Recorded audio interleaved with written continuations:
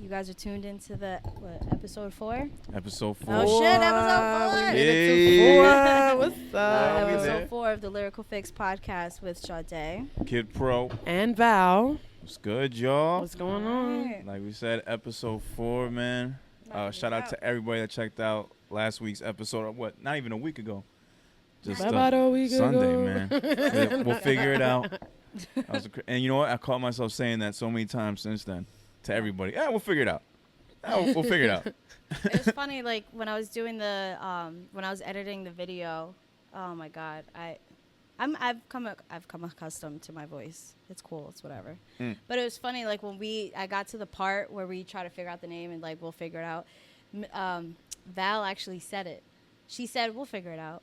And then you were like, yeah, like I'm just, me and you are looking at each other like, yeah, we're just trying to find that one word. And I'm like, and then you see me like kind of give up, and we both say at the same time, me and Val, we'll figure it out. Well, yeah, we'll figure it out. Boom, right there. See how that works? Because I'm like, wait, who said that? I had to like zoom in. I was like, who said that? It was Val. But again, we want to thank all the listeners who take the time to follow us on Spotify, Audio Mac, Anchor. Apple Music. Yes, Apple Music. Podcast. And, you know, all the people. Somebody asked me that the other day, too. Just yesterday. They're like, but how can I find the podcast? Like, I can't find it on Apple Music. I'm like, it's a stock app. Yeah, it's a podcast app. I was like, it's those apps that come with the phone that you, like, the fuck, I don't need this. Like, back when fucking, what was that band? U2. U2. Yeah, they dropped that album. That shit scared the fuck out of me. Bug me out. That when they dropped that free album on everybody's phone, everybody that had an iPhone just woke up one day and boom, there's U2 and Bono. No, even back then I had on your shit. What were they called? Oh my god, I forgot what they were called. What these niggas? I forgot what they were called. The music. iPod Nano. iPod, yeah, it was just a regular iPod. No, I didn't have the little ones. But yeah, it was You forgot the name, damn. No, I forgot. That's bad. The iPod? We're in 2019 and well, I mean, who really has an iPod anymore? Right, because like we have it in the palm of an application in your cellular device. No, back then I had the BlackBerry, so I needed the iPhone because the music quality in the BlackBerry sucked. It was kind of just like I had music on my BlackBerry just in case if I didn't charge my iPod. It's like, all right, I got some background music. But BlackBerry is the holy grail. Like there's encryptions that no one can get through, and bro, I have one. So when my phone, like, you know, shit started taking off, I'm like, damn, my phone is going off while I'm at work and shit like that. And instead of just doing everything through DMs, I'm like, oh, I'm just going to get a number, get another phone, whatever, cool, because I didn't want to give my personal number out. And I got a BlackBerry. And that shit was difficult. Bruh, the thing is so fucking little. I'm just like, dude, I can't. It takes fucking forever. My thumbs weren't built for that shit. Yeah. I tried to, like, hack into it, couldn't do it. You got fat fingers? Yeah, definitely. And it gets in the way of my iPhone, too, so. Like, imagine. Fucking rough. I need to get, like, the wrong key. Hate that shit. Oh. So you feel me? You feel me on the fat fingers? I saw a picture of myself the other day from like a couple years ago. Well, more than a couple years ago, but I had the sidekick. Yeah. You remember that? Yeah. It was like a more of a. I never had one. I remember that. That was what? And then the little ball, man. the little bolita turned different colors. Yeah, yo, that's right. And it was like each one told you what you had, whether it was an IMS, a message or like an aim. Because that's what we had. had. BlackBerry. Fuck y'all sidekick niggas. No, I was stunting on my BlackBerry. Dope. No, because you had the little flip thing that, and it made the sound too. It was dope. I almost broke my friends because I was like, how do I do this? How she's like, oh, can you text and I'm like, okay. I'm like, but how that's when keyboards were actually a part of the physical phone. Yeah, it was that's right. Yeah. People did it so like a rubber one. People did that shit so easy. I'm like, yeah, fuck your shit. It was cool as hell, yeah. It was like a little computer keyboard. I'd do it in front of my mom like I was like an FBI, just showing my badge and shit. Here, mom, check it out. I had the belt clip that looked mad corny in the picture. Like I had the shit hanging off my belt. Right. Real corny, but whatever. Oh my god, I remember that. You remember that shit, right? I remember that. Yeah.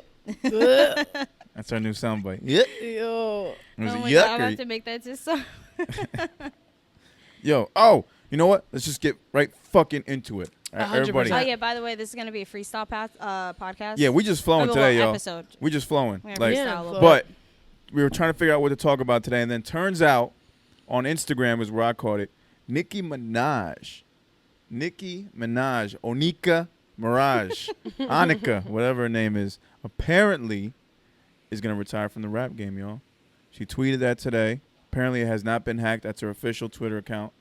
I don't have the actual quote on me because I don't have my phone on me. You looking it up? All right. But pretty much, in a nutshell, she's retiring. All right. It happened this morning. September 5th. I've decided to retire and have my family. I know you guys are happy now. To my friends, to my fans, keep repping me. Do it till the death of me in the box because ain't nobody checking me. Love you for life. Ooh, and to drop some bars, too. So, retire to start a family.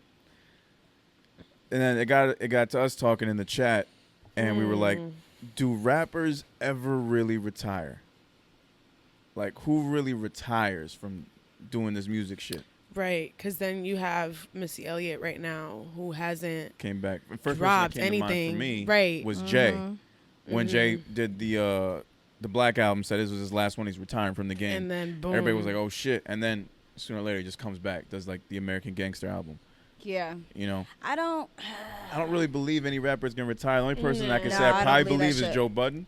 Right. He says he's retired, but he's got a great career. But he's still in music, though. Yeah. Well, yeah. But, like, in what capacity are you retiring? Yeah, exactly. Just not dropping any verses. You're not jumping in a booth. Like, are you still writing? Are you Because still even producing? Andre was saying that he was... Did Andre say he was going to retire? He said he was going to. Yeah, he said, but I'm saying like back then I feel like there was a quote floating around that he was planning on retiring, but he would still do features. So it's like the features still count or not. I feel like if you're gonna retire, that's it. You're done with music. You may make an appearance here and there. You're still going into a booth. You're still writing. You're still recording you're still it. Doing shit. Maybe even performing, depending on how shit goes. But yeah, I feel like you're still in the game if you're doing that. No, for sure. I think she's gonna come back with something eventually. The fan base is definitely gonna pressure her eventually to. So, do you guys think with her saying that family line, do you think she's already pregnant? Maybe. Like she wants to get a head start on the family thing?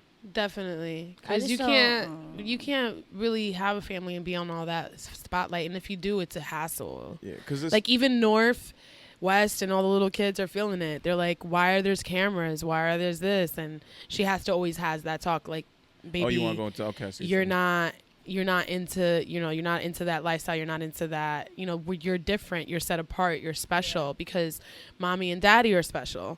So she has to explain that as well. So I can see why she wouldn't want that kind of spotlight so sudden on her little infant child. She is. Exactly. Yeah. And I think the kid's still gonna have to deal with that regardless. I mean, she won't be out as much to like these big events if she really is retired, but people are still gonna like stop her everywhere she goes.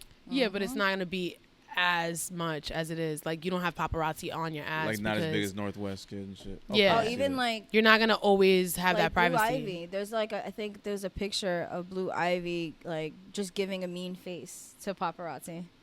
Like, because they caught her. They were fucking with them or some shit like that. Mini resting bitch face. Yeah. I'm just kidding. No, I wouldn't call Blue Ivy bitch. No, stop. Oh. No, if anybody hears that, no, I mean that. We apologize. Yeah, but I can see why she would want to retire before that happens.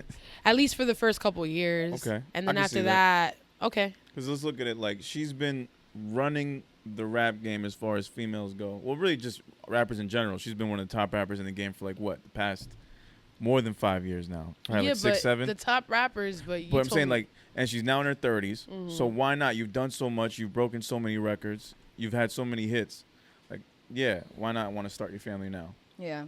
I can't blame her if that's what she wants to do. And she pretty much opened the doors for all these other females that are now like running the rap game to come in, like Meg Thee Stallion to Rhapsody. Like Nicki Minaj has had a hand in that, So, and she's not. We talked about it before. She's not hitting like she used to hit. It's just, and she definitely feels right, but some type maybe of way that's another reason why.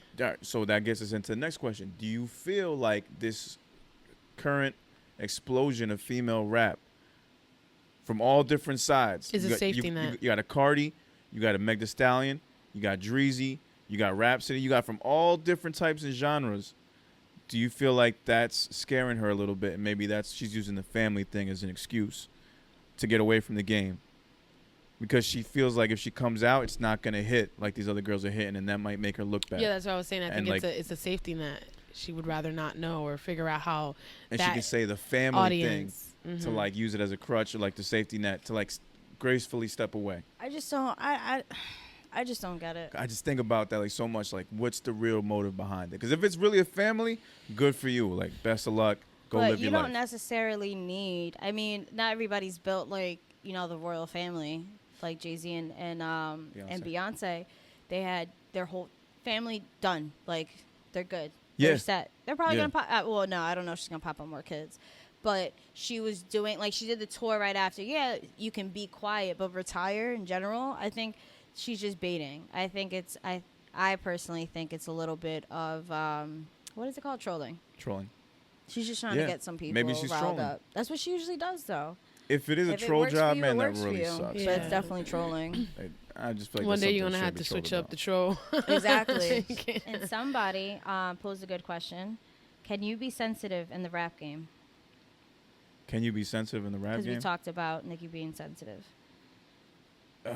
You, like when creating your music, or just replying to fans? Well, no, actually, that's a broad. Okay. Yeah. Okay, so we'll break it down. So, can you be sensitive? Let's see. And the sense of social media. No. I'm trying to think of it, because rap game. If we're talking about the game, then you're dealing with. Like audience. maneuvering through the business? Yeah, you're dealing with like business shit. Then you're dealing with audience. You're dealing with are you being sensitive to their remarks to you? With business, like maneuvering in the rap game business, no, you can't be sensitive. You have to be strong at all times. All right, so we got to know. Yes, we got to know. When it comes to creating your music, you definitely should be sensitive, only because it's going to open up more emotions and it's going to help you be more relatable to the fans and just let them know there's a real side to you. You can't just always be one way, whether it's all gruff or all emo. You got to at least be open to all your emotions to create your music. But I think that's the shit with Nicki, is it's all theatrics. I think so.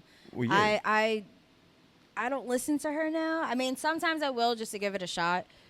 I'm not denying she has bars. She definitely has bars, but I am mixtape Nicki.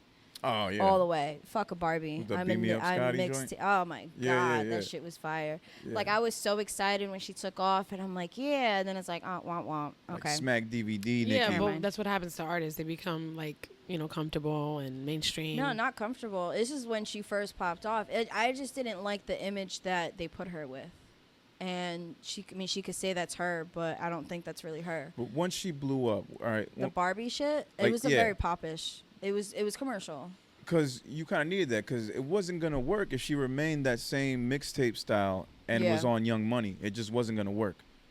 No. Like, you needed to have that Barbie thing. She needed, if they were going to have a female be like the new voice and be that head, person to change the rap game, she had to do that Barbie thing. Like, the regular mixtape shit, it was cool, it worked, but you had to have some type of personality like the Barbie thing for her to transcend and be where she is today. Yeah, it had to happen. That's the same thing that we spoke on a little bit earlier in the episodes too, on that artistry pressure of this image that they have to keep up with, and sometimes they don't want to be doing this stuff that they're doing, but they have to do it because that's going to fit the part, that's going to give them those numbers, that's going to give them that money that they need.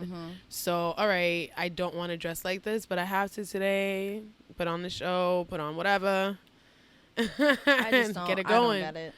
Yeah, and that leads to a bigger conversation, even though we're still staying on the Nicki topic, the image. Oh. How much does the image play into how much, or your star power, or like where you're gonna go? Like, all right, Tekashi, perfect example. If Tekashi doesn't have the rainbow hair, doesn't have the tats on his face, doesn't have, I guess just that, is he still a star? Does he still go 10 for 10 on Billboard? Yeah. I think it helps. I think it helps. Does. I think it helps.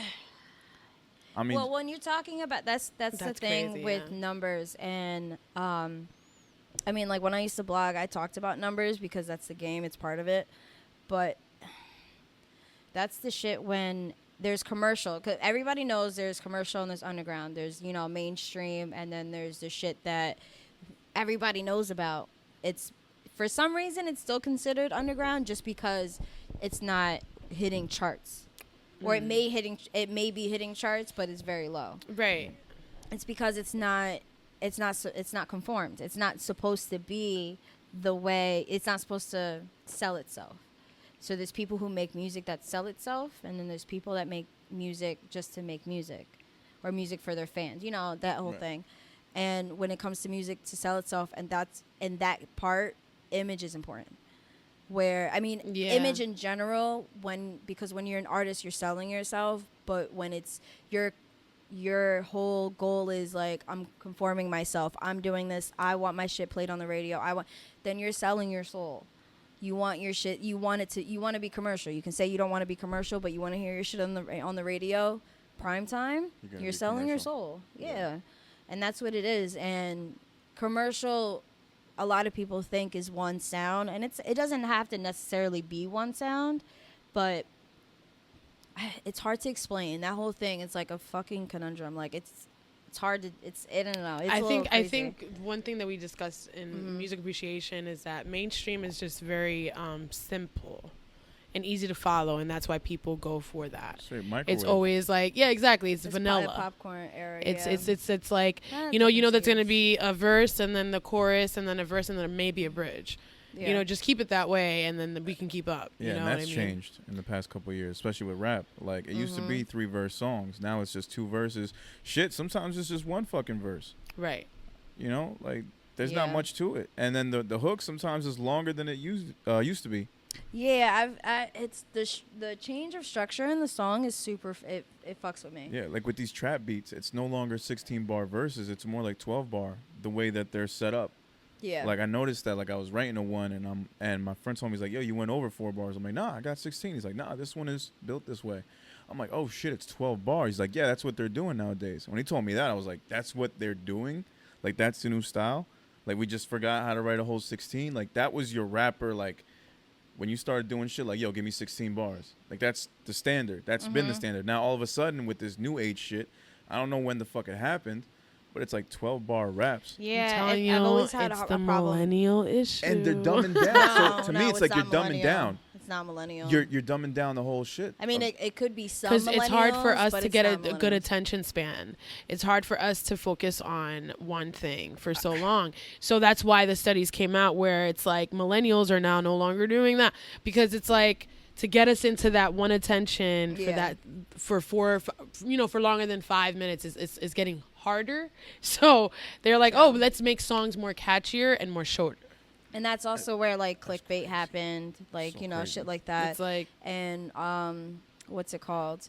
And the songs that it's the industry itself and record labels had to change because the formula that they made, or the formula that technically I guess we made, it worked for so long, so they knew how to do it. They knew how to like sell music, and now they have to change themselves. Well, not now, but a few years ago, they had to change themselves to like, okay, now we got to chase. Now we have to figure out what the fuck these people want.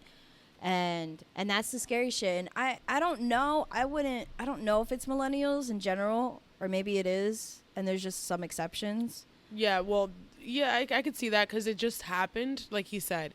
It happened in the past few years. Exactly. It's the new era. It's like it's hard to get our attention span to like that, and it's crazy because to be honest, I could listen to music all day if I wanted to. I know. That's why when I read studies like that, I'm like fucking bullshit. I call bullshit. Flag on the fucking play. I'm over this shit. But then there's people who aren't. It pisses me off. Who aren't music heads like us, and I'm like, yeah, I don't get them. I'm like, what? Well, yeah, okay, yeah.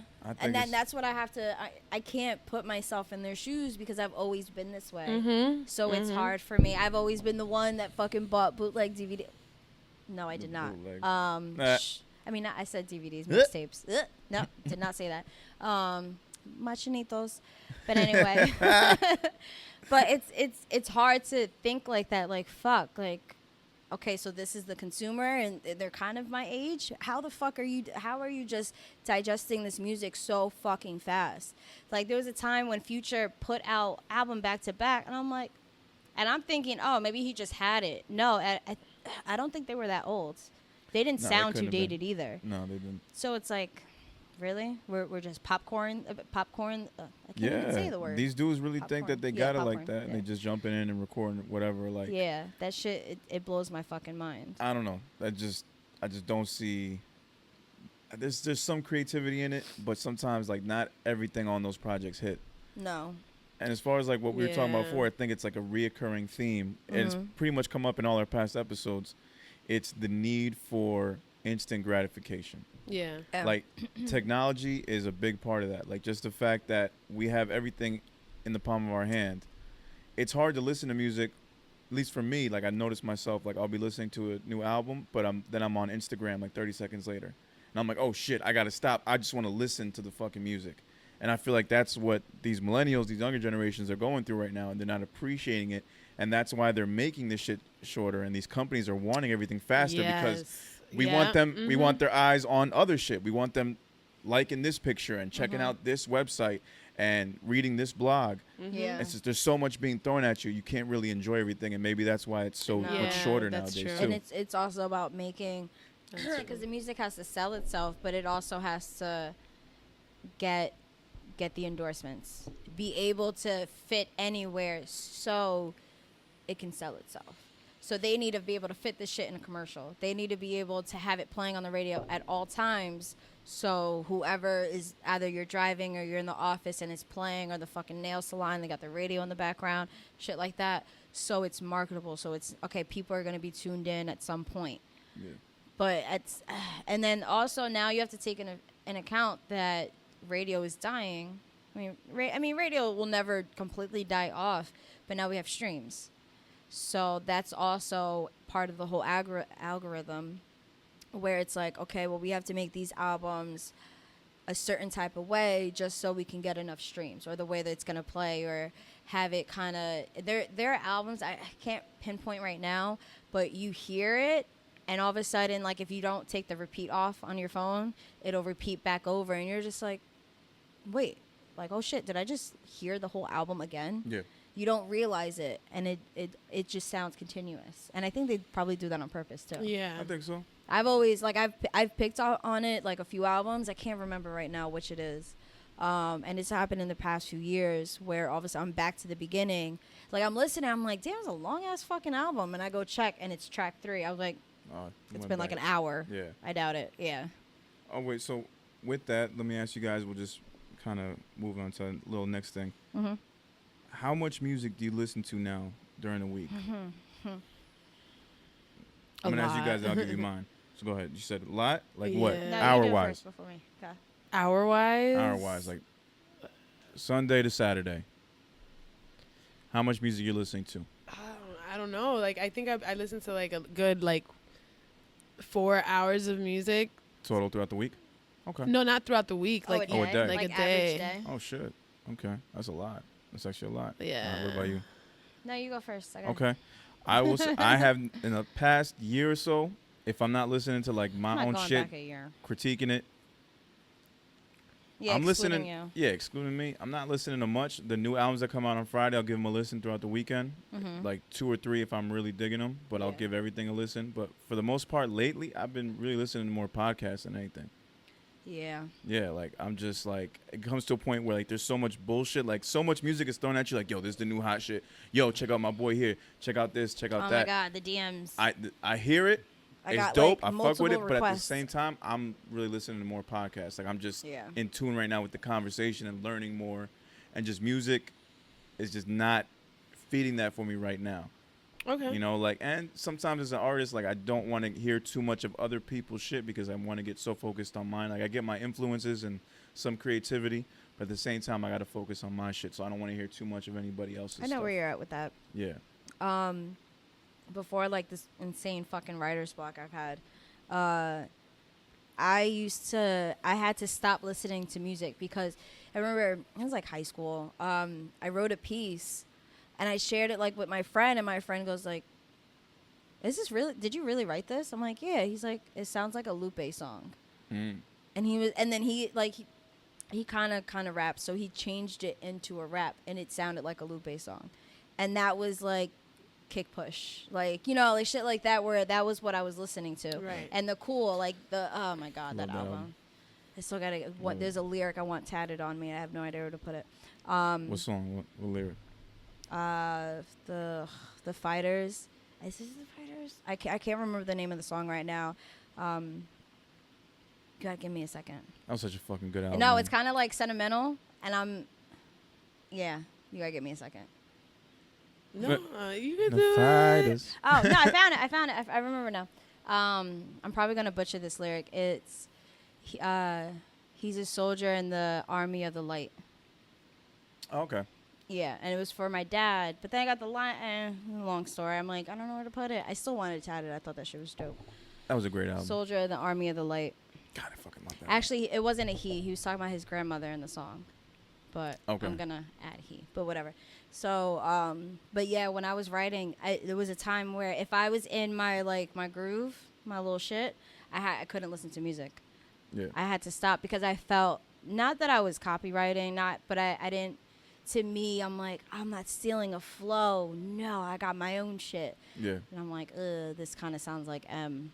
This kind of sounds like Yeah, I've been Lupe. there. Yeah. Yeah, I've been there too. I've been there. Like, I'll listen to like a whole bunch of Black Thought for a while, and then I'll be writing Yeah, a verse. I'm like, I oh have- shit, yeah. this sounds like something he would say. I had one. I lost that one.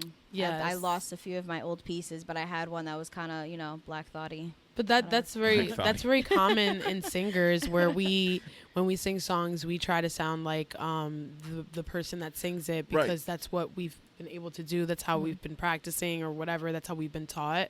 Yeah. So like in the voice box, we were talking about that as well, and how listening to music can affect your originality and your own individuality and what you bring.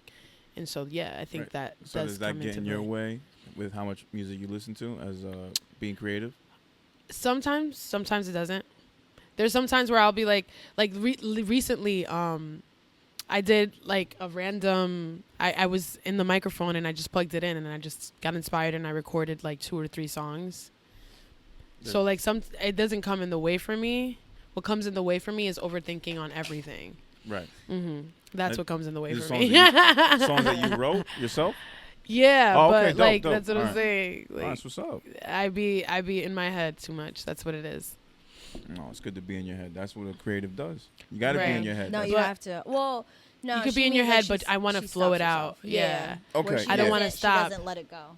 I need to let it go. Yeah, I okay. need to learn how to let go. There's that Yeah. momager coming out. Shut up. She knows what I'm talking about. No, because I mean, every creative has that before they realize, like, oh, I create shit. Where you're stuck in your head and you don't know how to put it down on paper or, you know, Yeah. fucking whatever. So you're just stuck. And that's where she's at, yeah. And it's normal. It's normal. I've just, like, I've had all these fucking words in my head. I'm just like, I don't know what to do. And then when I was 13, wrote down, I was good. And ever since then, well, since recently I stopped. There's this one thing that I've read about. It's called the I forget who invented it or where it's from, but it's called the 1% method. Basically, in a nutshell, it's just whatever it is you're working at. In this case, it'd be songwriting. If you just do 1% better than you did the day before, and just keep doing 1%, eventually you'll get to that point, and you'll pretty much become a master. It can take a little longer, but just doing 1% of something more a day. So Is that how you become a pro? it's one of the ways. Yes. I'm glad you asked. Yeah, but that's one method. Like like for working out, if you haven't worked out in a 6-month span, doing 1% of something is a start, and that just gets you on the right road. Right. So if you just do one push-up, that's 1% better than you did in the past 6 months. So when you think of stuff like that, when it's a songwriting, if you just write one line, even maybe a couple words, and then go back to it tomorrow and write another one, like that's one way to do it. Like that's something. As long as you're doing a little bit of improvement each day, like you can't say that you're not doing something right or At least something you wrong. can keep going and not stop, right? Yeah. That's exactly what I'm trying to get to, because I let life get in the way. And a lot of us, like we talked about in artistry, you have to not let that get in the way. Yeah. You have to still try to put in time for your artistry and for your real life and for other stuff. Yeah, this is your passion. Super fucking rough. It's a passion. Oh shit! I didn't even answer the question though.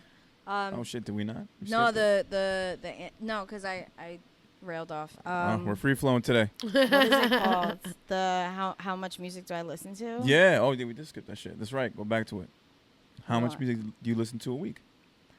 A lot. But I wouldn't say current. Well, okay. It's tough going through the current shit.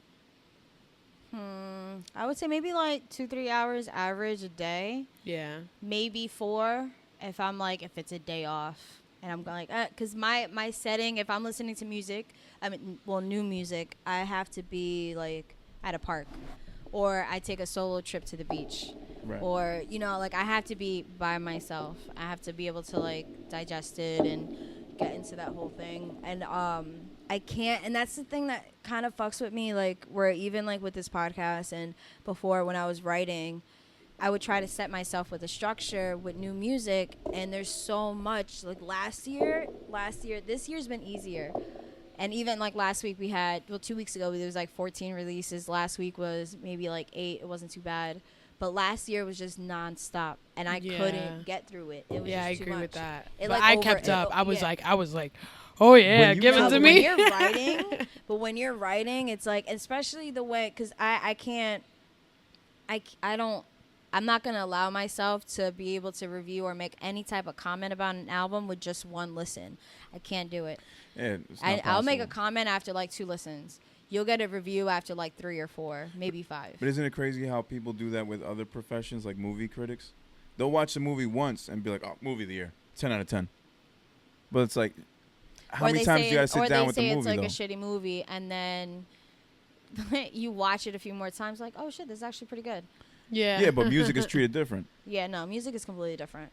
But yeah, it's been super hard. Like I used to listen to music non-fucking stop all the time. Probably more. I probably had my headphones in or some type of music playing out loud for most of the day. And then I decided, I'm like, I got to do this. Like I want to write about this. I want to help people to do this. I want to be part of this industry.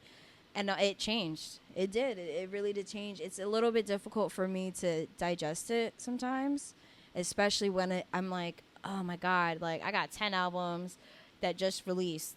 Now I got this person, that person hit me up on Instagram saying that their shit just dropped. And then my boy over here, his shit just dropped. This girl just dropped. It's like, and those are just people that I know compared Right. to like, it's like, okay, what the fuck do I There's do? just so much shit to listen to and not enough time. Oh, Yeah. that shit was great. All right. And we're back. Thank you for shouting, because when I edit Ready to it, do I'm this. just like, fuck. Because it was a random, and we're back. I was like, oh, wait, no. Okay, never mind. Yeah, you do it so smoothly. Like, and we're back. Like a radio and it DJ fucks me coming up from with editing break. where I'm like, ugh, fuck. And then he screams out, we're back. Oh, cool. Thank you. Music talk? Get into it? it? We haven't gotten into the albums. Let's do it. Last So, yeah. episode, we did the verse breakdown, and we didn't get into the album talk about all the 30-something projects that dropped. Yeah, I want to get into the albums. I mean, we are right now, but it's been a little bit tough with the other episodes, and we're also, our chemistry, but we're all good now. We're all good now. So, all right, let's get to it. All What's right. first on the docket? So we have Justine Skye, Bear With Me. Jesus. Bear with me. I haven't heard it. Yeah, no. I heard her last project and it was good. This one, she's a solid one. A little solid, babe. She's a solid bae. She is. She has a lot more room for growth and more in her journey. But I haven't heard this one, but her last one was pretty dope. Alchemist, Yacht Rock 2. Oh, my God. Yeah, I didn't even know you were bringing that up. Fuck yeah, played that shit. Loved it. Wow, I played it twice. It's a nice listen. It's about 23 minutes long. Like, on my little commute that I made, I was able to hear it back and forth. There's a song on it with Action Bronson that's only a minute and a half, which pisses Action me Bronson off. is amazing. Because that fucking beat is ridiculous, And it should have been a little longer. Should have been a little longer, but that's what these songs are nowadays. I heard somewhere, too, like, with streaming shit, your shit doesn't count unless you do a whole minute and a half. So if you get 90 seconds worth of audio, that'll count as a stream. The thing died. So It's still recording. yeah. So with that, when that happens, I have no idea that was the case. Like, all you gotta do is make 90 seconds. If that's the case, then a lot of these fucking songs that are coming out are just gonna be one verse songs and hook, like we were talking about before. But yeah, the fucking whole album had West Side Gun on there, Conway, Benny the Butcher, Rock Marciano, Action Bronson. Big Body Best had like his own little track in there, which is always fucking hilarious. And Alchemist Production, just fire the whole time. So yeah, Yacht Rock 2, definitely. Okay. All right, so we have a debut album. So Black Party, his debut album with Endless Summer. I haven't heard it yet. I was gonna say, but he's actually signed to Childish Gambino. Oh, what's his really? label? Well, Donald Glover, Wolf Ronstein imprint. It's through RCA. Did not know about that. Wow. Yeah, Donald Glover's Wolf and Ronstein imprint. Yeah. Wolf and Ronstein. Oh shit! All right. Yeah, and it looks pretty good. Like I've heard a lot of good things about it. Donald Glover has his own label, or is it kind of like he just got him in or something? That I'm not entirely sure, but there's a quote in an interview with Complex. For this project, I wanted to really create vibes and grooves, kind of like a lot like the 70s records. While working in the project, I listened to a lot of records from the late 70s, a lot of I'm fucking this up. Fela Kuti? Fela Kuti. Ooh, I fucked that one up. Yeah. I thought you were talking about the label, shoot. No. Shit. And then what I geared towards with this project was to make a project that felt complete. Everybody has their top 3 records that they could listen to front and back, no skipping. So I haven't heard it yet. I can't make, a final decision on it. But debut projects I just wanted to talk about that real quick, though. Okay. Debut projects, you have your entire life, technically. That's what they say about debuts. You have your entire life to work on your debut. Yeah. You're opening to, the game and your listeners and stuff like that. And it's not to be taken lightly. So when you hear, like, when he said, like, he had a concept. I wanted this. And I just love that. So I know, whether it's dope or it's not, and if it's not my cup of tea, I'm sure it's still going to be, it's because his artistry, just from him saying that, and the developing in it. Right, and he took time into it. Apparently, like you said, to come out with the debut, you got to take time. Yeah. Well, no, if you have your entire life. But once your Really? debut project comes out, then you're expected to do another. Ooh. So then you're on the clock for your sophomore, then your third, your fourth, your fifth, and going on and shit. Yeah, but that's something that Eminem also spoke about too in an interview. He was saying that a lot of people wanted him to come out with his his other albums and his first coming ones, and that pressure kind of came on to him when he wanted to come out with the one that he came out with Dr. Dre not too long ago. I'm not sure what not the one that he just dropped, Kamikaze, but the one before that. Recovery? Yes, that one. Okay. You know, he's like, every artist, even no matter if you're in the game or if you're not, or if you have that attention or if you're not, you're always going to have that instant feeling like people are going to want the old Eminem. But what if this is me and this is what I'm trying to rap about right now, and they're not vibing with that, and they're not feeling with that? You know what I'm saying? Yeah. So he was like coming into that, like, where he was fearful of that, and to get the reviews that it got and to get the kind of feedback that it did, he didn't expect that, because to him it was a project that he took time in, and something that he did recently that kind of felt special, but his crowd wasn't taking it the same way. His audience were like, yo, like, some of it was whack, or the other half, like, I heard you, but then the other half was like, all right, gotta give me something. It's tough for someone like him because, like, speaking as a hip-hop fan, as an MC, like, we all know you can rap. We know what you can do on the mic. Like, you don't have to make another album of that shit to prove it to us. Like, we get it. Like, I feel like he's done so much already. Like, I feel like he may be running out of ideas because there's only so much you can do when you're a recovering drug addict, or however he put it. Like, he's not doing those same drugs anymore. He's not out there fucking mad girls on the road. Like, he has a family. Like, he's got his daughter, like, growing up. Like, he's just chilling. Like, he's made enough money. Like, he doesn't have to ever rap again. So it's tough to come out and just try to be that same Slim Shady from the first album. You can't do it. You can't duplicate that shit. Like, you're a grown man now. Times have changed. Yeah, and you had the Hustler. The new generation now, this guy's spitting fire, and these kids don't really give a fuck. Like, they could care less.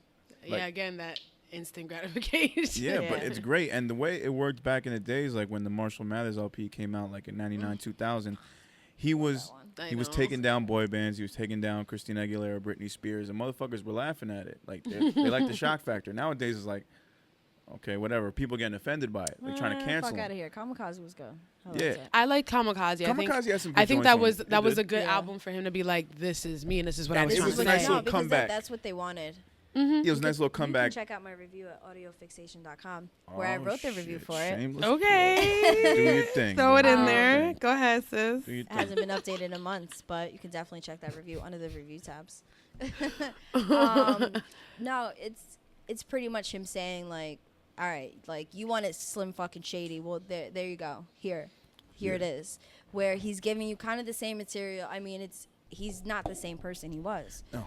And he's trying to. It's not that he forced it, because this is something. It was all shit that you can tell he was bottling up. Like he's talking about stuff, and it's like, bro, that was mad long ago. Yeah. But it was still good. It was still mad good. long ago. So and it comes across where you're like, oh, you're shitting on people for no reason. They're like, no, there's a history. Yep. So it's like, and people now don't want to know. They don't. Not that they don't want to know, but they don't care to look into history. If it didn't happen 2 seconds ago, it's like, man, fuck out of here. If they can't get a quick review on Google, they're not going to care. Yeah. Like if, all right, for instance, I mean, to bring her up again, if Nicki came out with, I was going to say, like a diss track to Cardi, would that be You the think same? it would go over? Nah.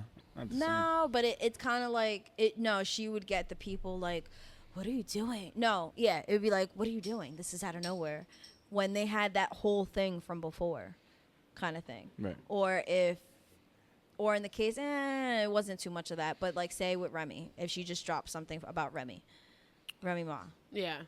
And it's like, the fuck? That came out of nowhere. But when it really didn't, you just got to look back in time and be like, okay, okay, now I know. Now I know. Fair enough. All right. Because she never really responded back to Remy. No, she didn't. Remy fucking dropped like 2-3 tracks, right? She went hard and there's nothing ever came out of it. Yeah, and then because she took the route of, you know, like if I don't respond, it can go either way. I look like I'm, you know, afraid, like I'm a little bitch, or it looks like Remy's trying too hard. Yeah. Which there were people that went both ways, where they're like, okay, like Remy, you look crazy. Yeah, there's always that thing too, like, oh, you're too big to respond to someone like that. Yeah, that too. So the third option, level. Yeah. Yeah. Mm-hmm. But the streets always want to hear. Yeah. Yeah. But going back, like with Black Party, I will listen for sure. I love Debut Projects. I used to do a series on them every year about debut projects and shit, and it's pretty dope. And again, like like for artists out there, if you're putting out your first one, don't just try to be you. It's good to have a good range, but try to be you at the end of the day, because it's your debut. You're setting the tone, because if you don't set the tone, like if you set a tone that you don't fuck with, it's not your vibe, then what do you think they're going to expect for the second and the third and the fourth? Then all of a sudden you're going to be you, and they're like, the fuck is this? Yeah, and it's a guaranteed way to lose fans. Yeah. Because anytime you drop as soon as you drop that shit, it's like, okay, when's your next? When's the second? When's the third? When's the fourth? And if your thing is not vibing or aligning with that, it's kind of like, oh, they could tell, right? Exactly. Like, oh. Yeah. What else? What other albums we got? All right, and talking about multiple albums, Common has dropped his 12th album called Let Love. I'm not gonna lie to you, man. I didn't hear this one, and because to me with Common, like he's already dropped so many fucking dope albums, and then he's dropped some not so great ones, not so memorable ones. Like to me, like Water for Chocolate, Resurrection, B, Finding Forever. B was my shit, man. Like B. Yeah, I mean Resurrection. Yeah, because that's I used to love her. Which one did he come out with? Go. That was B. Yeah, right. Go. Yeah, that was great. Kanye. Go. Yeah, and it was like Kanye pretty much on all the production, I think. For most of it, so, yeah. Like, I can't remember the credits right now. Just the way they meshed together on that album was just incredible, man. And then Finding Forever was like a little bit of a sequel to it. It wasn't as good as B. It was good. But it was a nice, like, strong, That's the solid. one with Testify, right? No, that was also on B. Yeah, then I only like Finding B. Forever had that song with. Well, no, I mean that's where I left off because Finding Forever wasn't too bad. I rocked with it, and then that's the one with the Lily Allen song, right? Had that one, and then the one with will.i.am. The I Want You. Oh, I Want You was a good one. That was a dope song. That was a I like dope that. one. That's my favorite one. Too. That was a good one. That was my favorite one on there. I think, yeah, because I mean, when you're measuring albums, you got to go by how many songs you like, and also, I mean, when I measure albums, it's like how many songs do I fuck with? Still, like they have replay value. Yeah. And then also, what's it called? Concept. Yeah, because that's what not makes a every classic. album has a concept. Yeah. Yeah. But not every album has a concept. I agree to that. And not every album is a classic, but they still. I'm like, okay, you still have, playable tracks. Like they got you got good replay value, and you got you got a good concept. Finding Forever, I was like iffy on. I did like some shit, and then the Gladiator, or I think that's a track on that electronic shit. Oh, the Universal Magnetic or something like that. Oh yeah, that one. The one with a long ass name. I wasn't a fan. No. But that's what I'm talking about. Like he has some great albums and he has some not so great albums. Yeah, I mean that's hit or miss. Yeah. All right, so that's the common. 12. Did you have anything to say? Yeah, you got anything on common? I mean, I just heard the recent album. I mean, I heard a couple of them before I came. I mean, it sounds like it's basically about love, literally. So just as the album is described, it's literally him talking about how we need to give out, spread out, and just express that. Yeah, Common's good for that. Yeah, no, he is. He's very good for that. Spreading the he's love. Good for spreading the love. I'll give him for that. sure. All right, so what else we got? We got Bun B Day. Wait, Bun B dropped another one? Yeah. Oh, I put it on the list. Did put on the list? You know what? I'm so caught up on his last one that he did with Static Selector. Oh, that was a good one. Trill Static. Yo. That was a dope one. Yeah, that was a good one. That is my shit. And that was like a live album or however they recorded it. But there's so many songs on there. The beats, that Jon Snow beat is ridiculous. The I Know song is ridiculous. I feel like that his verse on that, it's just a one verse song, but his verse on there is like complete definition of grown man rap. Like there were so many memorable lines in there. Like I still recite that, and it's just I play that every chance I get. Such a dope song. So yeah, that one was great. This new one I'll have to check out because Bun just has that. He's got a great voice to him. Not the best rapper, but he always delivers a solid verse. Yeah, I think he's one of those. Like he'll kill a feature. Like he'll give you the straight 16 that you need, and it's just gonna vibe with every beat. He's just that talented. Yeah, he's really good for like when it comes to features, Yeah. or if it's like the old school like sing-songy. Yeah. Where the rapper is not doing it, but kind of like if you think like Ashanti and Ja Rule, like I can't put a name to that, but something like that. Or when like Lloyd Banks always had a fucking singer on his shit too. Oh, Lloyd Banks. Those are good ones. Those are good days. Good days, man. I still bump Karma with Avant. Ugh. Oh, shit. Love I remember Brought that that back, Lloyd days. All right, moving on. Joel Ortiz, Monday. Yes, Monday, man. I got to hear this album last Friday. It's called Monday. Definitely by far, and I'm a huge Joel Ortiz fan. Fun fact: my first son, his middle name is Joel. Yeah. I named him after Joel Ortiz. I didn't even do that on purpose. I don't know. That made it sound like real disrespectful. Right. Joel. No, it didn't. Sorry. Yeah, shout out to my boy AJ. Yeah. Didn't mean it. Joel Ortiz, by far, Monday. This is his greatest album. This is his best album. I don't deny that. I'm sure his fans would agree. Like, he just got right to it. Would you say he's like a lyricist? Oh, absolutely. No, for sure. Absolutely. So that's kind of like Slaughterhouse. Yeah. It's a bar heavy album. Like when he's going into bars, he's dropping them. But he also has a song about anxiety. He's got a song about it's called Screen. It's just about the new generation, how things aren't the way they used to be. Like you play Manhunt, you play freeze tag. Nowadays, everybody's stuck on their phone screen and tablet screen. Manhunt. So yeah, I used to play Manhunt late at night that's too. one of the standout tracks. It's called Screens. One time I hid in the trunk of a car, ain't nobody found me. So you hit the release and escaped? No, because they were like, where the fuck is she? They're right there. I was like, Pop, what's up? But yeah, it was about that feeling that you had. Like it's just not like that anymore. And like the younger generation doesn't know anything about it because they didn't live that shit.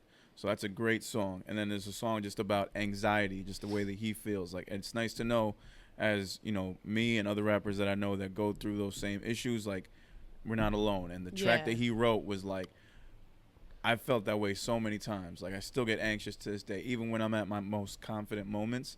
There's still that anxiety creeping in the back of my head, and it's always there. And I think that's what we appreciate about lyricists, and a lot of people that aren't known in the hip hop genre kind of categorize every single one of them under that nonsense, chains, money, rapping. Like I was talking about that with, this one of the people I work with. He's my manager, and he's this ultimate rock and roll, ultimate guy that listens to that stuff. And he told me that. And I said, well, you'd be surprised, because in college I was that same person, till I took a music appreciation course, and then I started seeing, I'm like, no, rap can be deep. Rap can be about depression, can be about anxiety and an addiction, because that's what's on these words. That's what they're rapping. It may sound a little aggressive to you, or maybe it's not delivered the way you would like to hear it in a soothing rock and roll or way, but it has the same meaning. It has the same importance. But like I said, it's just hard to differentiate between the lyricist rapper and then the mumble rappers. And I feel like it's easy for people to just characterize them under the mumble. And that sucks. You know what I mean? Because like J. Cole also did a whole album dedicated to anxiety, alcohol, addiction, depression, Xannies, all of that stuff, and current hip hop and how it's going. But it did give some recognition, and he does have a lot of hits on that. But how many albums did it take him to get there? You know what I'm saying? Like, where he can be, when he could have done that on the Forest Hills, like he should have been had that, Word, yeah. I think that comes with the growing shit. Yeah, because J. Cole's more of the type to he raps what he believes in. Like he's gonna put shit out that he fucks with, that he vibes with, what he's feeling in that moment. So I mean, he does have commercial shit, and that there is a label behind that. And I mean, I don't know if Jay is always there with him, but I'm sure he's told him, like, every now and then you got to put out something commercial. It's like, what was that Jay, the Hove shit? I mean, it still rocked. The one with Martin Lawrence movie, who's a jewel thief. Blue Streak? Do you remember? Yeah. That wasn't even the movie. What name of the song? I don't remember. But the video for the song was like the whole movie shit. Oh, I hate when we don't know this. Yeah, that one was just fucking fly. I'm gonna punch you. Guys, he's our friend. For anybody watching the video portion, there's a fly. There's been a fly this whole damn time in this room. I'm trying to ignore this shit. Yeah, I've been watching it fly away. Hopefully it doesn't land on one of the camera lenses, and we got a fly throughout the whole fucking video. Oh my god. That'd be some shit. Or you just hear it in the microphone. As long as I don't hear that shit in my ear, I'm screaming. There's there's a high pitched scream. Remember, everybody, we're free flowing. We're going everywhere with this. Yeah. We'll talk about albums and then flies. Just stay plugged in. But yeah, going back to what we were talking about originally. It's fucking fly. Going back to what we were talking about originally. Joel Ortiz, Monday. Dope ass fucking album. Yes. I highly recommend it for any of the people that just like bars, lyricists, and songs with actual meanings and concepts. Definitely is the one to pick. Anytime I hear that, like somebody from Slaughterhouse, it makes me miss Slaughterhouse. Yeah, man. And like, damn, like. Yeah. I gotta get up on more crooked eye shit. There's just so many. Crooked Eye got that series. But that's tough because I wanted Slaughterhouse to win, like real bad. I'm pretty sure everybody did that respect the lyricists, because that's what they were bringing. They were bringing the lyricists back, and you had Eminem backing you. Yeah. And then it just goes to show you can have all the top players in the world and the top coach, and you still can't win a championship. There's also conflict with that though, because they also said in that case, when it comes with artists helping other artists, it's like, does that get in the way?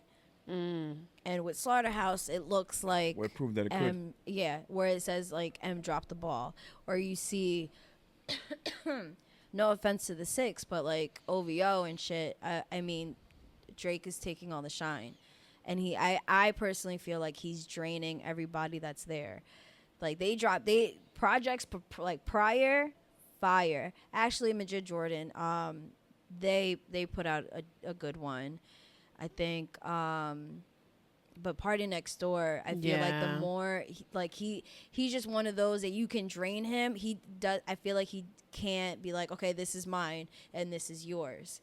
I think he just hears what I have, and then he's left with scraps, and it's like, okay, well, you're putting that out to the public, and not a lot of people know to, you know, let me see who wrote this shit. Let me check the credits and see that his name pops up a lot of places, but you get drained. So, but then you have Dreamville, where J. Cole bigs up his artist. So that's the other side of the spectrum. Yeah, he's not afraid to show love. Yeah, I just wish that kind of happened with Slaughterhouse, but it's a done deal. Motherfuckers are too old. They're not getting back together. That too. I wish. Speaking of groups who got back together, matter of fact, I don't know if it's on the list or should be on the list. Little Brother, it's another album that I got to. Well, that was like, I know that was 2 weeks ago. We will talk about. I know I debated on putting that up. Yeah. Go ahead. But Little Brother, and it's funny because when I first mentioned it, they were like broken up, and then all of a sudden they came out with a surprise album. I'm like, holy shit. The only fucked up part about this album is that the third original member, Ninth Wonder, who's a producer, is not on the album. He didn't make any beats. It was a three-man group, 2 MCs, 1 producer from North Carolina, and they came back together, but it's just the 2 MCs. The one producer, for whatever reason, I don't know the whole story, decided to not make any beats for the album. So you still got a Little Brother album minus the Ninth Wonder production. Now, a lot of the beats sounded like something that maybe Ninth could have cooked up. It just wasn't it. But it wasn't it.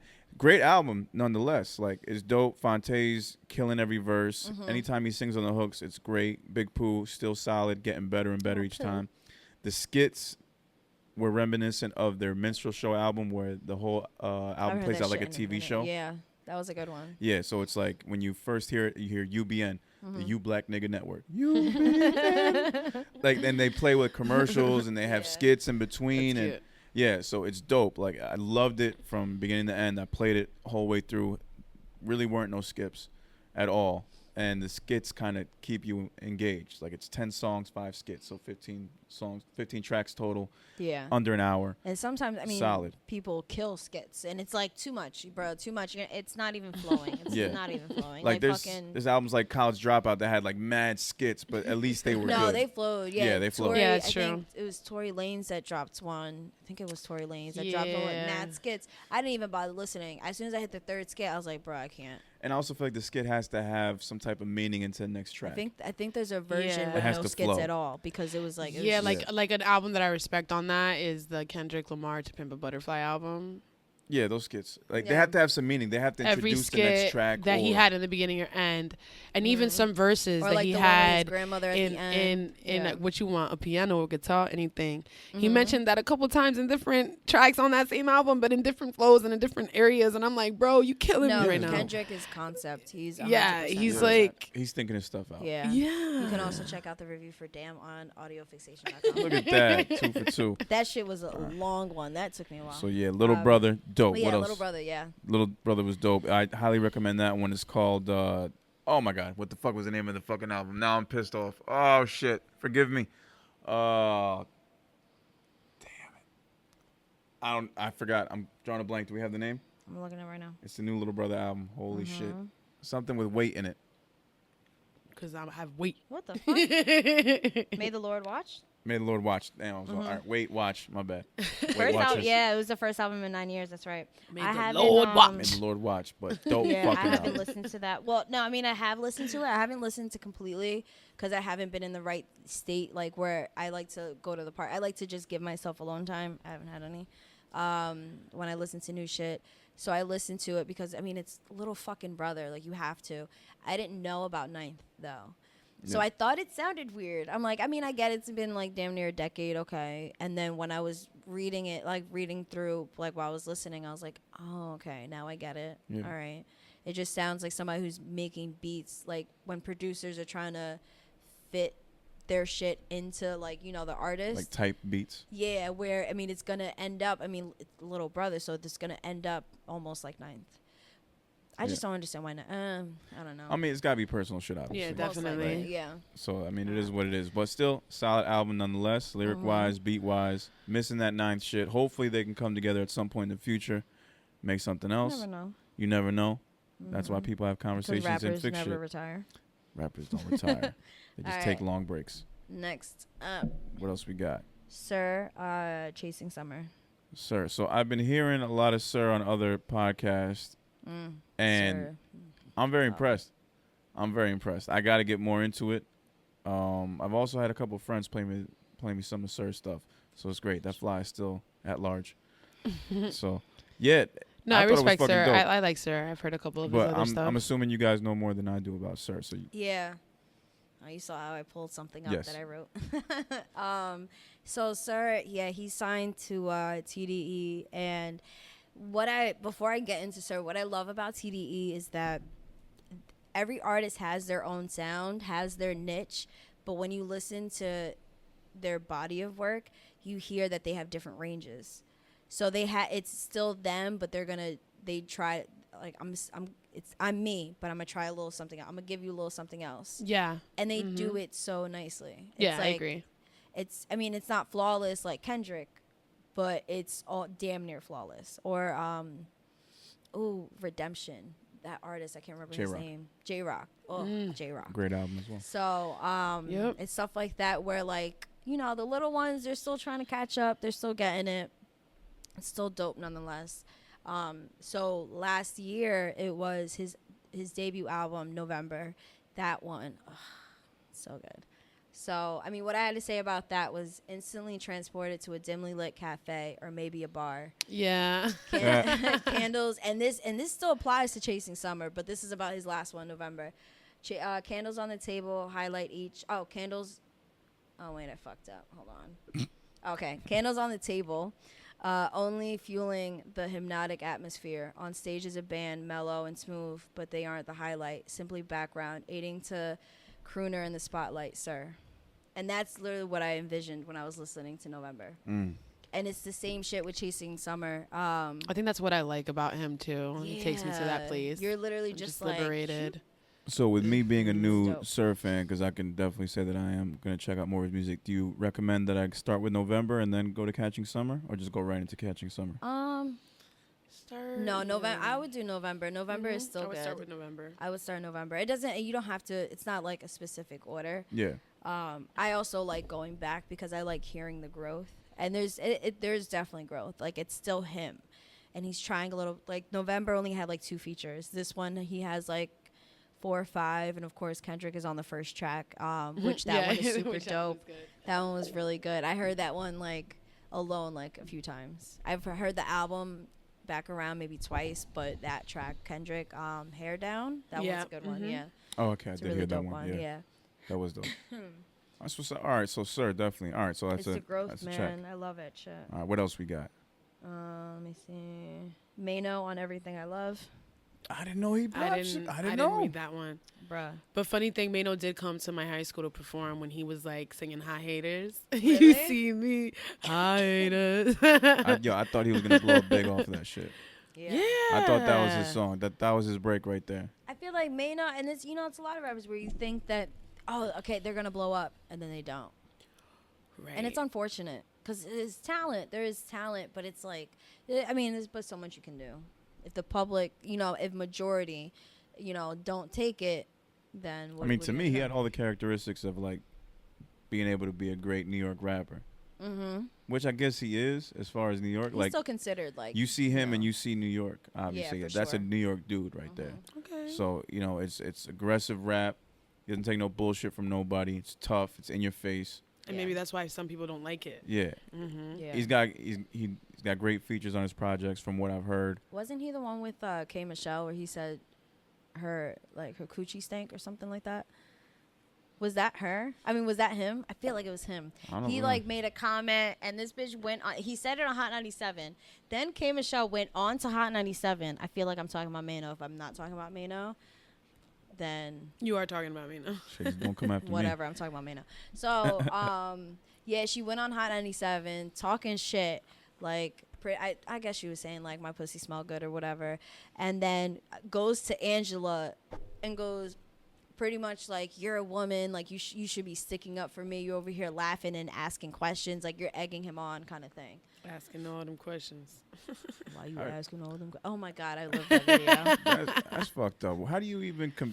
I guess we're gonna go off topic a little bit, but how do you even like defend that? If a guy goes on the radio and says, "Yeah, so and so's pussy stank," then the whole world believes it right then and there. But to be honest, you got me questioning like, up. damn, does my pussy stink? I don't remember what the fuck That's it fucked was. up. Like, but Like, how messed really, up is like- that really though? Yeah, you got me going to the And on the, gyno and on and vice shit. versa to that. What was that? Hold on. Vice versa, God forbid, a girl Your comes dick on. Stink. It's thing like Yeah, say that. Or you got a little one, and- shit and like sweat. Yeah. that, and it's sweat, and your sweat stink. You got mad smegma. You got The heavy smegma smells no moisty joke. balls and shit. Yeah, you got the nasty balls. Your balls droop. I really want to see y'all smell One all hang that. down more than the other. Type shit. Yeah. Now, No, but I think the biggest insult for a man is like, yo, your shit was small anyways, right? of course, I think so. Yeah, that's a negative review. That's a negative Yelp review right there. And then how's the rest of the girls gonna see you and shit? That's some fucked up shit. How you defend that shit? You can't because you don't really know. We gotta pull it out around the table and show everybody. Look, no, it's not that.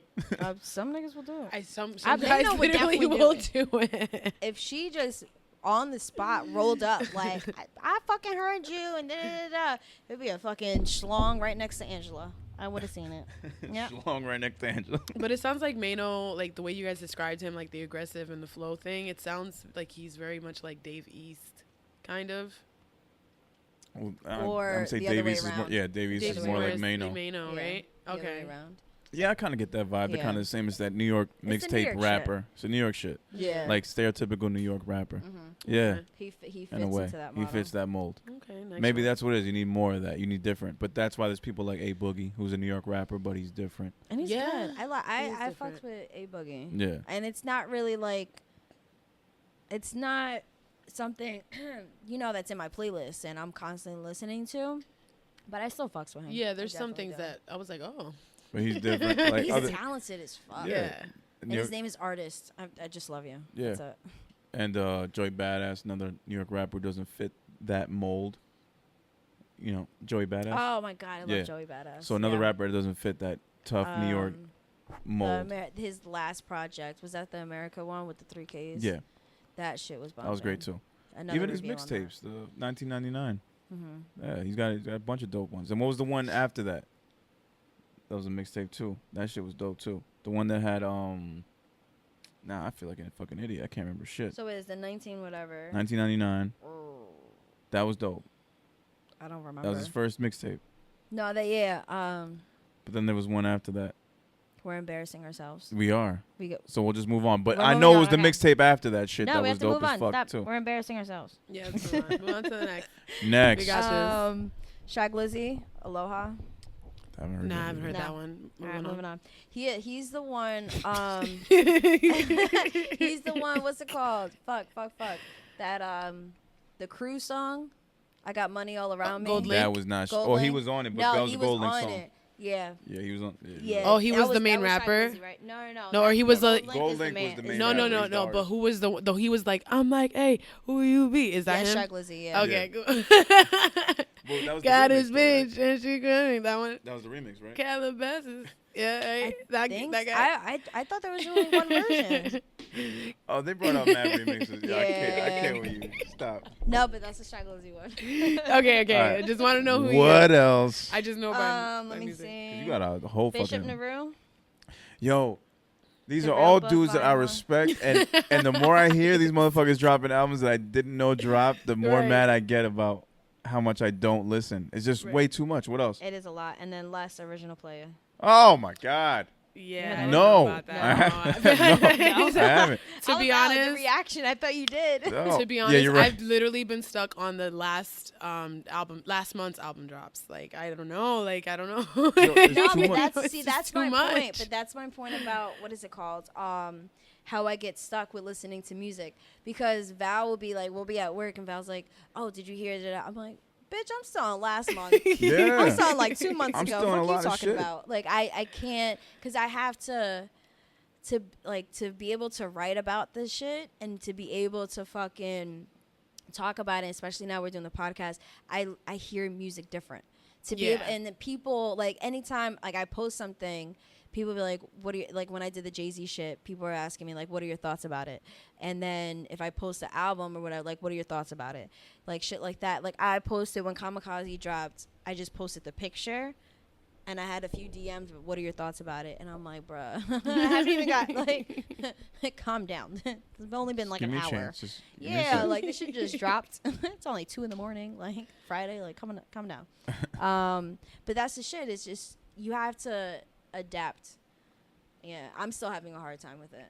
But Having you a have very to. tough time. Yeah. And that's just And hip hop. I hate the one review, like the one listen review. I can't do it. I'll do like real quick, like, no, I fucks with it, blah, blah, blah kind of thing. But I can't go in depth, and it sucks. No, I hear you. Because I feel like I'm feel doing like an injustice to it. I feel like a lot of albums are having a lot of like interludes too, like short little tracks. Well, that's what you're saying with the skits. Oh, the skits, yeah. Those are the, Yeah. like, oh, you Interlude. You mean like Summer Walker? It's not, the interlude goes into, it's like, it flows into it. It's kind of like a skit, but not, it's hard to explain. Yes. Like Trey Songz. Because I see a lot of that those were now. interludes. Yeah. With, okay. So Ready? And no, I don't remember. I'm seeing a lot of Passion, interludes and a lot of albums. So I just wanted to know. no, it's happening more and more. 4. Oh. Sorry. It was a friend that just told me I was wrong. So it's Trey Songz 4 where he had the skits? Interludes? All right, dope. Yo, shout out No, to he Joy. definitely had interludes. Shout out to Sorry, Joy, my who's bad. in the Yeah, the in the audience. background. Having a whole conversation. What's up, Joy? Joy, right. Shout out to Joy. You can catch her October. October. I just skipped a whole month. 12th. September 12th.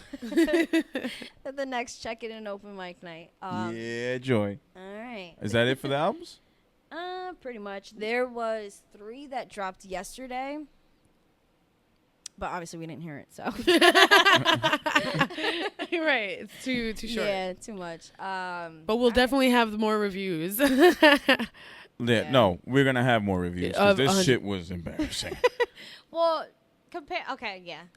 No, I mean, look. Yeah, it was. I mean, because let's keep it real. We got to be more on our music shit. We got to listen a little bit more. I admit, I was the first one to tell you I'm listening to more podcasts than anything right now. Yeah. I know. But I got to get back into my music bag. It just sucks when you are an artist and you're trying to create your own shit.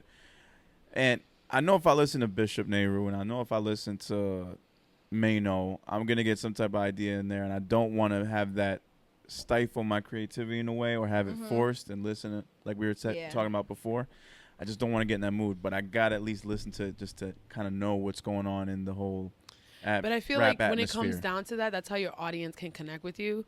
Like to try to put you in a comparison of someone. I don't. Sometimes it's not a good thing though. You don't want that. Yeah. You don't want it. I don't want to be told that I sound like a new school Lloyd Banks. So I don't want to be told I sound like a Spanish Eminem. Ooh, you got the punchlines? I got the I used to. Well, I used to get told I looked like Lloyd Banks in fucking high school. That shit was annoying. I just talked to a guy that looked like Lloyd Banks. Yeah. I wonder what he's up to. Sorry, babe. Love you, babe. I used to get the Lloyd Banks comparisons in high school. I never understood it. Didn't see it. So you just don't like that at all. But that's the only way that they can, I guess, put like a. But they didn't say I sounded like him or rap like him because I didn't sound like him. I had my voice wasn't as bassy, as deep. I guess nowadays, I kind of, I don't know. But I just, like this in the looks department, I didn't see it anyway. Off the top, I can't think of who you sound like. I personally don't like. I don't like comparing unless there are sometimes where if like at one of my jobs, I ran like this guy that works in like a different department. We're talking and shit, and I told him about the show. He's like, "Oh shit, well I sing." I was like, "Where?" I was like, "Okay, well you can't sing for me right now in the middle of the floor." But I was like, and I hate asking this question, but who do you think you sound like?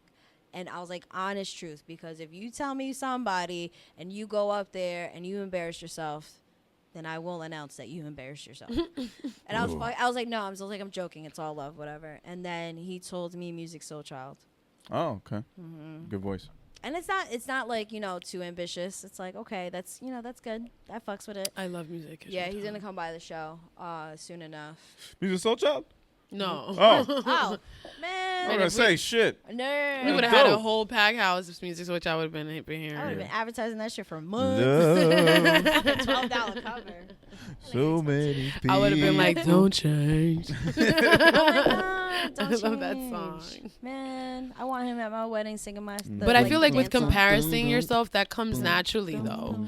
And I feel like with comparison also has to do with like the expectations Sorry. as well. Okay, I'll give you Because when you compare yourself to someone, like I was talking about this in the voice box, like the reason she's like, what makes it sound great anyways? Like really, if you think about it, I was like, what makes the song sound great? No, like a singer. What makes another person determine that a singer sounds great? Like a regular person or another singer? Yeah, like a regular person, like your audience. And why are you giving them all that power? And an example, because she says, like, who's putting that expectation on you? You are. You yourself are putting that expectation that you should sound this way.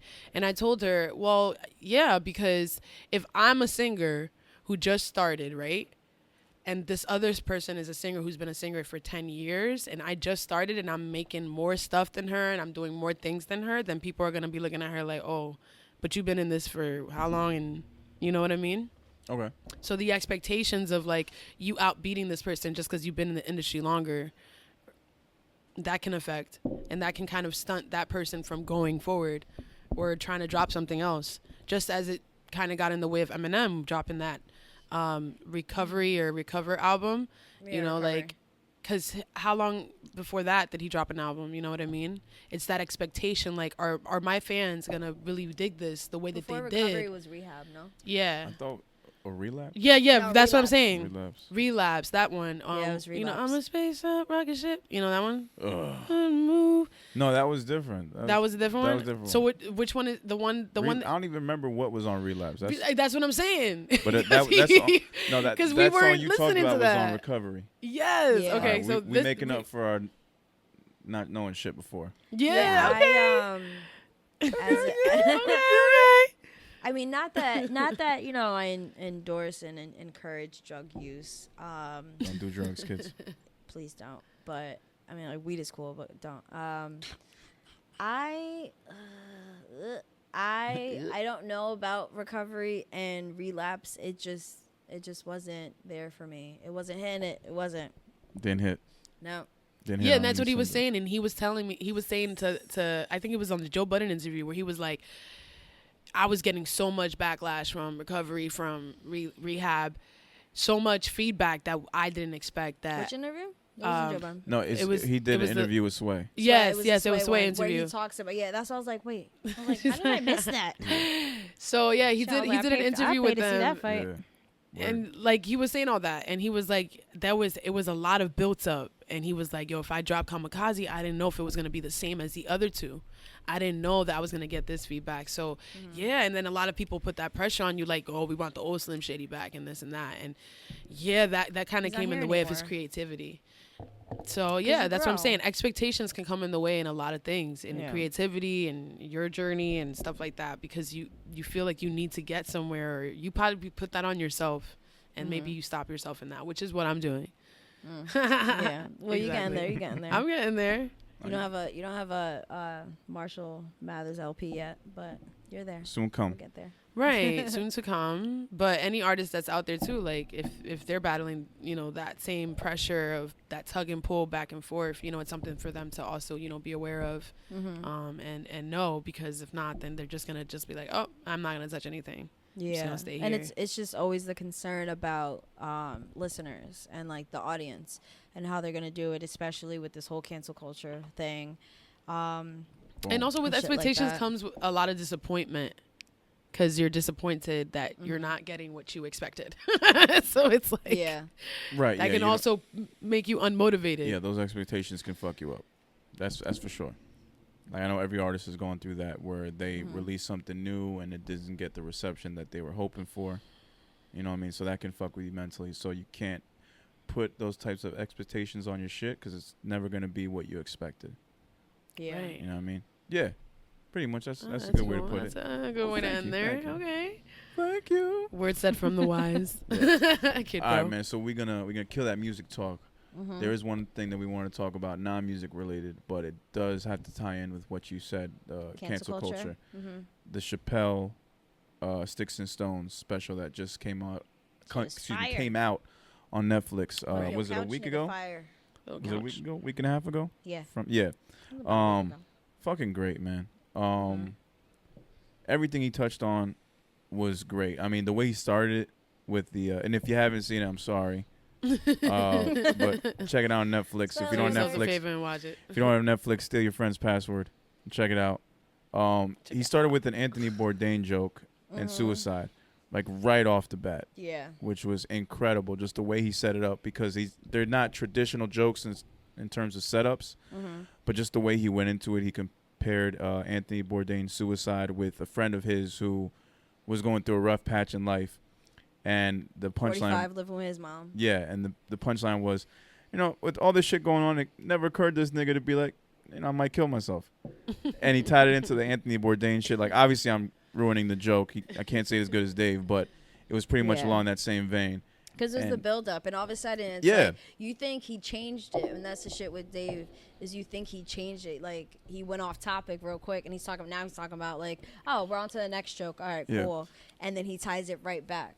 Right, and that's what makes it so great. He doesn't even mention the first story ever. He's still going, but you're there, and you're like, oh shit, he just tied full circle. Yeah. So yeah, when I was a lot of cracking the fuck up when I heard that one. He's great at that. When he dropped that, There's another one where he does like impressions, and he's giving an impression to the people, and they're all trying to guess who it is, and a bunch of people said like, that's Trump, and he said, no, that's you. Yeah. Like to the audience, like, and that was a great moment as well. Hard motherfuckers to entertain. That's what he said. Yeah, we don't want to give away all the jokes, but that Chappelle shit like really talked a lot about the current state. The current state of like everything going on today, like this country, and the way that people treat celebrities, and basically how people are so fucking sensitive nowadays to like the smallest things. Like, these are jokes. These are comedians. Yeah, he even spoke on the Kevin Hart topic as well with the Grammys, and he's like, like, that's another example. 4 tweets away from being perfect. That was it. Yes. This nigga was 4 tweets shy of being a perfect individual, a perfect human being.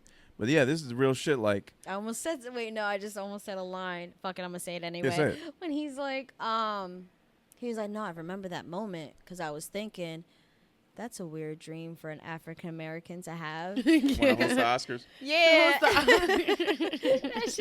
That shit was funny. Yeah, I also peeped that too. I was thinking about like, shit, who would want to just host the Oscars? That's some. Yeah, because when he did say it, and it, like it went out there, everybody was like, the fuck?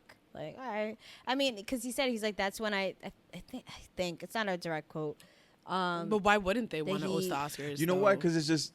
For a black person, it's just not a show. big. Yeah, I just don't see. It lost its credibility a long time ago. I just don't see anybody wanting to be like, that's my ultimate goal. I want to host the Oscars. Yeah, but I think it was he said it, or somebody report like, oh, Kevin thinks this way. Like, that's how I know I made it, type of thing. That's how I know I've been accepted. Right. Because I mean, if you see his movies, and I mean, he's not one that shies away from everything.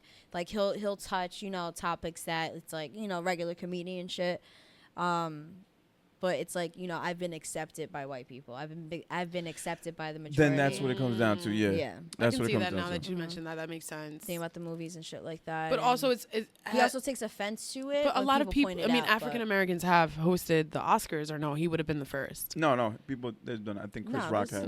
Chris Rock. Chris Rock. Oh my God, those were good ones. I remember being young as fuck watching those, watching when he did that. Because he wants to hit that arc like Chris Rock did. Because when Chris Rock did that, he was pretty much cemented. Like, all right, everybody knows who this guy is. Exactly. Hollywood knows me. Yeah. And once you get in with them, everybody knows you. And he was pretty much there already. I mean, he had a couple slip ups on wrong. the way. Yeah. Yeah, I mean, the cheating thing obviously was a little scratch on his record. Yeah. Because apparently white people don't cheat. Yeah, that's true. And then the fucking, and then those tweets, the homophobic tweets, which again, it goes into that cancel culture bullshit. Like, this is shit he said fucking 10 years ago. Like, and then it's coming up now. Like, really? It's that big of a deal? We're going to just pull up tweets from 10 years ago? I'm pretty sure we all have said some fucking shit on social media that we probably would regret or wouldn't feel the same way about today. Yeah, but that's something that grew over time too. Like, we just became weaker and weaker, and that's something that I also felt like even in men, masculinity is being stripped.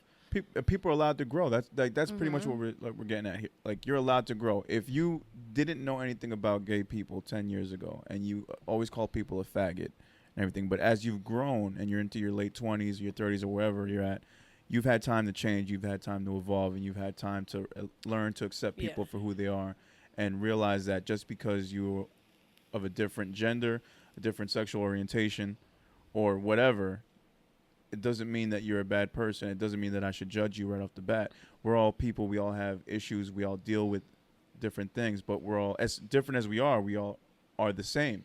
At the end of the day, we all go through hardships and bullshit. We have things that make us happy, things that make us sad. But at the end of the day, I feel like Americans in the LGBT community are entitled and feel entitled, and they're just using that even more because they have a lot of freedom compared to everyone else who is gay or lesbian living in other countries.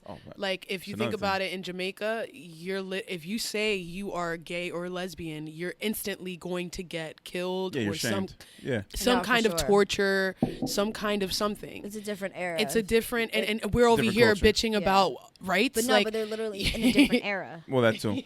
You're right. Like, you know what I'm saying? Backwards. It's a different era. In Mexico too, like you tell somebody that you're gay, they're clowning you. They're stripping you naked and you're walking down the streets in shame because that is how it is out there. So for me, I just feel like we're Americans, we're just acting entitled like we normally always are because we're the land of the free and we have a voice and we can talk and we can say what we feel. And we're more accepting of it here. Exactly. But the fact that it's being brought up, from shit that happened 10 years ago, like Kevin Hart's obviously changed. He's obviously is in a industry now where he's around more gay people, around more lesbian people. So he's accepting for what it is, and I'm sure he feels a different way. And yeah, if he could take back those tweets, he would.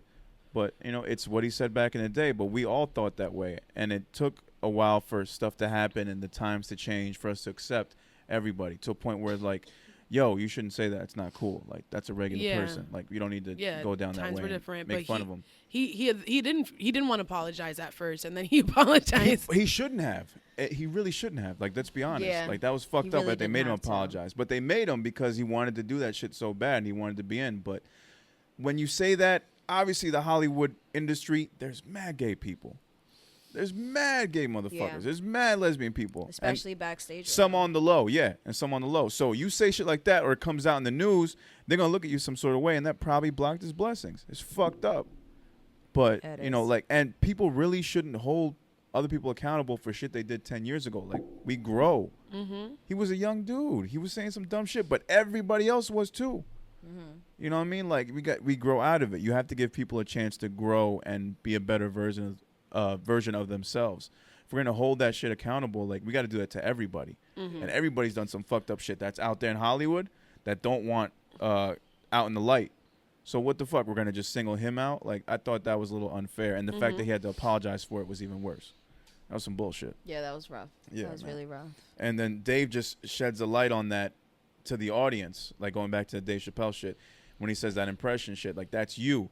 Like, people are so caught up in, like, finding something negative about you from your past to use it against you and hurt you, especially when you're at a high place. Like, when you get that level of success and stardom, people will do anything to tear you down because they can't stand that someone else is living better than them. But they're with you when you're at the bottom. Like Cardi, when she was ratchet doing them fucking World Star Hip Hop and Instagram shit, they was all riding with her. That was my bitch. Then she puts out the #1 song in the country. You're getting the people rocking with you, but there's some hating motherfuckers in the wings just waiting to see, like, yo, what can I find on her? How do I fuck up her day? Making her look bad when she's just trying to fucking make some money, do some good for her life, trying to set up her family.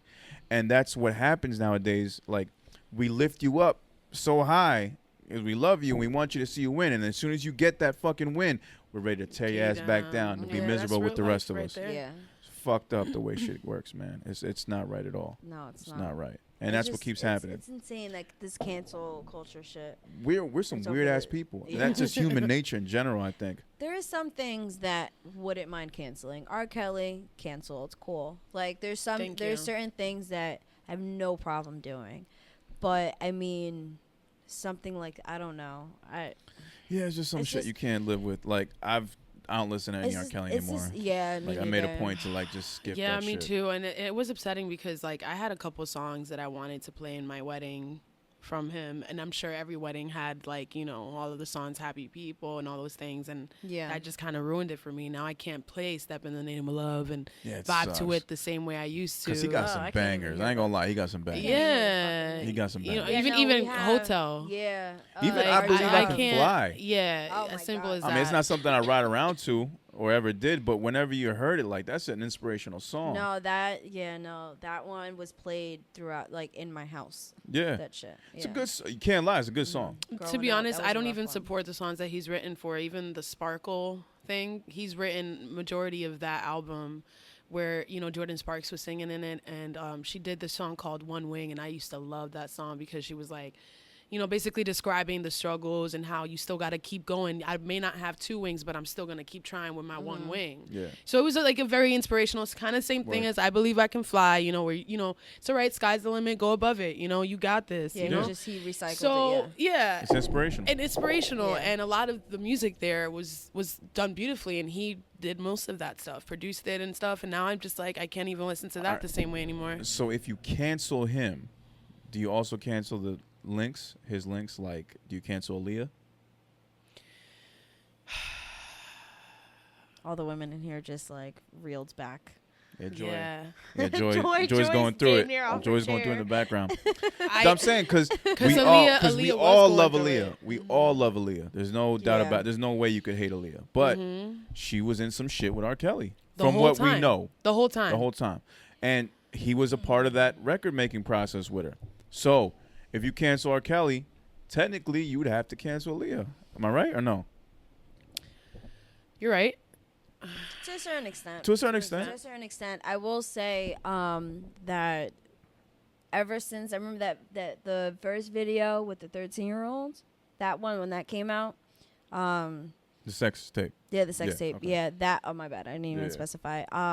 That one I could not hear AJ None But a Number. I couldn't hear that one. Yeah, mind you, I was like 10, maybe. No. I was had to be like, I was younger than that maybe. But yeah, I could not do it. And hearing that song, maybe. Yeah. When I heard that song, I never thought about it like underage. I kind of always thought about it like, all right, this is a grown woman and she's dating a dude that's maybe like 10, 20 years older than her. Yeah, I never thought about it like, I knew that Aaliyah was underage when she wrote it, or not when she wrote it, when she performed it, recorded it, but I never thought about it in that way. Now that I'm older, I'm like, oh, this is nasty. Like, this ain't right at all. Yeah, I think she was also brainwashed as much as all these Stockholm Syndrome women around her were. No, for sure. Because she was, like, I think after that I searched up a couple interviews that they did in television and live TV, and there were things that she kind of, like, looked to him to be like, no, it's actually, you know. Yeah, right, those old and interviews, I'm just like, oh. Or she looked at him to answer. There goes the signs. That was weird, too. Okay, now, moving on from R. Kelly, another big person that that has been debated. Don't talk. Oh. We got to bring it up. No, I agree. Bring it up. I know. Bring it up. Joy, I got to bring it up, Joy. I got to do it. Joy, we got to go into this. This is the topic right now. We're free flowing. Go ahead. Because I got to say it. Do it. Just do it. Oh, God. Just do it. Miguel Jackson. AKA Michael Jackson, MJ. Just by saying his name, Miguel Jackson. This shit is gonna be taken down. God. Whether you believe or don't believe what happened, it seems a little suspect given the evidence and the stories that people have told throughout time since he's been around. The guy did music from a little kid with the Jackson 5. We all know that he had an abusive father. We all knew that he grew up in fame right from the get, so he never really had a chance to enjoy his childhood. At least that was the psychological reasons, one of them that was brought up into why he did what he did or didn't do. It was his environment that shaped him. Mm-hmm. So that was the one ugly thing that he did, besides making, he made beautiful music, but he had his ugly part. If that's true, do you cancel everything that this guy has done? Joy in the background is saying, no, you can't cancel it. But we cancel R. Kelly. R. Kelly was having sex with underage girls, and there's actual proof. If, God forbid, there ever came out a video of Michael Jackson doing things to a young boy, do you cancel him? Does that not make you feel some type of way? Because the only reason that we're really canceling R. Kelly is because there's actual proof. Yeah, that's another thing that was mentioned in the Dave Chappelle show about like you can't live it down. Like Michael Jackson has been dead for 10 years and he's still writing about his shit. Yeah, he got what was it? 2 new cases. He said, nigga, now, like, if there was proof, if there was actual proof, undeniable proof, a video with him, kid, he would be just as hated as R. Kelly. Yeah. Regardless of not if he made Thriller. But that's and if he was alive, but that's the difference in the obsession, because R. Kelly loved recording and that's what he was addicted to, in a sense. Like I saw the documentary, like all of the parts, and his brother, who's in prison. We talking about the Surviving R. Kelly? Yeah, the Surviving R. Kelly documentary. His brother even said it like, he just has his preference. I like my older women. He likes his younger women. Like, he just said it like it was just normal. That shit skeeves me out. Yeah. I got goosebumps. It was real pervy. It was just real pervy, but at the end of the day... He literally admitted to it then. He admitted. Because he didn't want to... Well, not admitted to it, but he's saying, like, yes. Right. R. Kelly, yes. That's but whatever you got, yeah, the thing that R. Kelly was addicted to was the recording. And he was always telling his team, like, yo, I'm going to get in trouble for this shit. If I keep going at this rate, I can't stop looking at this. I can't stop. And maybe that was his fault. If he didn't record it and did all this shit, maybe he would have gotten away with it. But he has so much evidence. And it went through everywhere. Right. It started going everywhere, and now we got you. And that's where Mike is Which smart. Which is like so fucking stupid. That's where Mike is smart, because if there were tapes out there, they would have been out already. Like, I'm pretty sure they would have been 100%. out. There's no way. There's too many people that would have known. Mike couldn't have hid that shit, especially him being dead this long. If there were tapes, they'd be out. But all the more reason not to record, because it's more grave. It's once if you're dealing with underage 14-year-old women, but if you're dealing with little ass kids that are 8 years old, 7, that's more grave. So why would I even record myself and put myself at risk for child pornography? Was his bigger issue that he fucked with underage girls? I'm talking about R. Kelly here. Was his bigger issue that he fucked with underage girls, or that he had a affinity for filming the fucking of the underage girls? The affinity for filming, it also ties into... Good question. Because I've watched so much Law and Order. SUV. Wait, no. Ooh, I always say SUV. What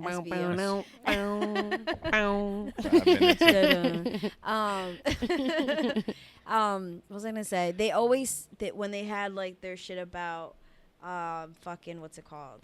When they had their shit about like the guys who rape, or like serial rapers or shit like that, or kidnappers, they said that they always had they kept a token of the person.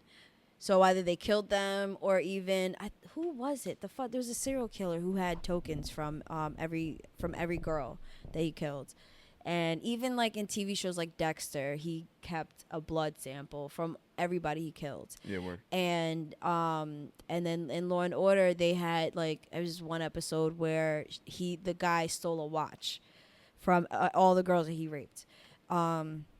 Another one, it was something else, like a necklace or some shit like that. But that it's not like the addiction of filming. It's all tied together.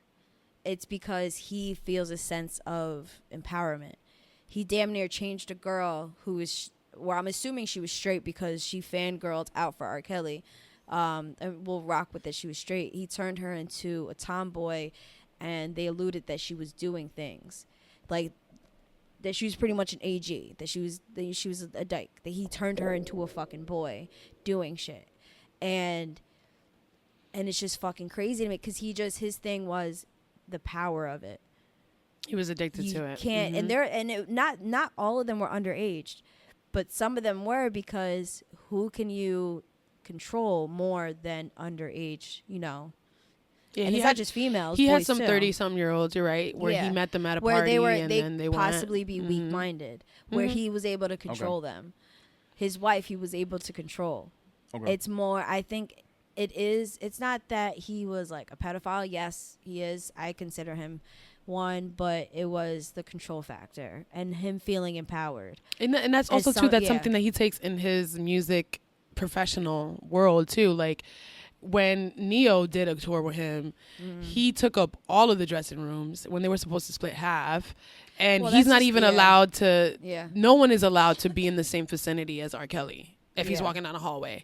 They have a code blue detection if he's walking down, and no one's supposed to be walking around his vicinity. That's another sense of power, where it's like, I got this. Yeah. You know what I'm saying? That's also diva shit. There are Diva artists who don't fucking and record little girls who do that.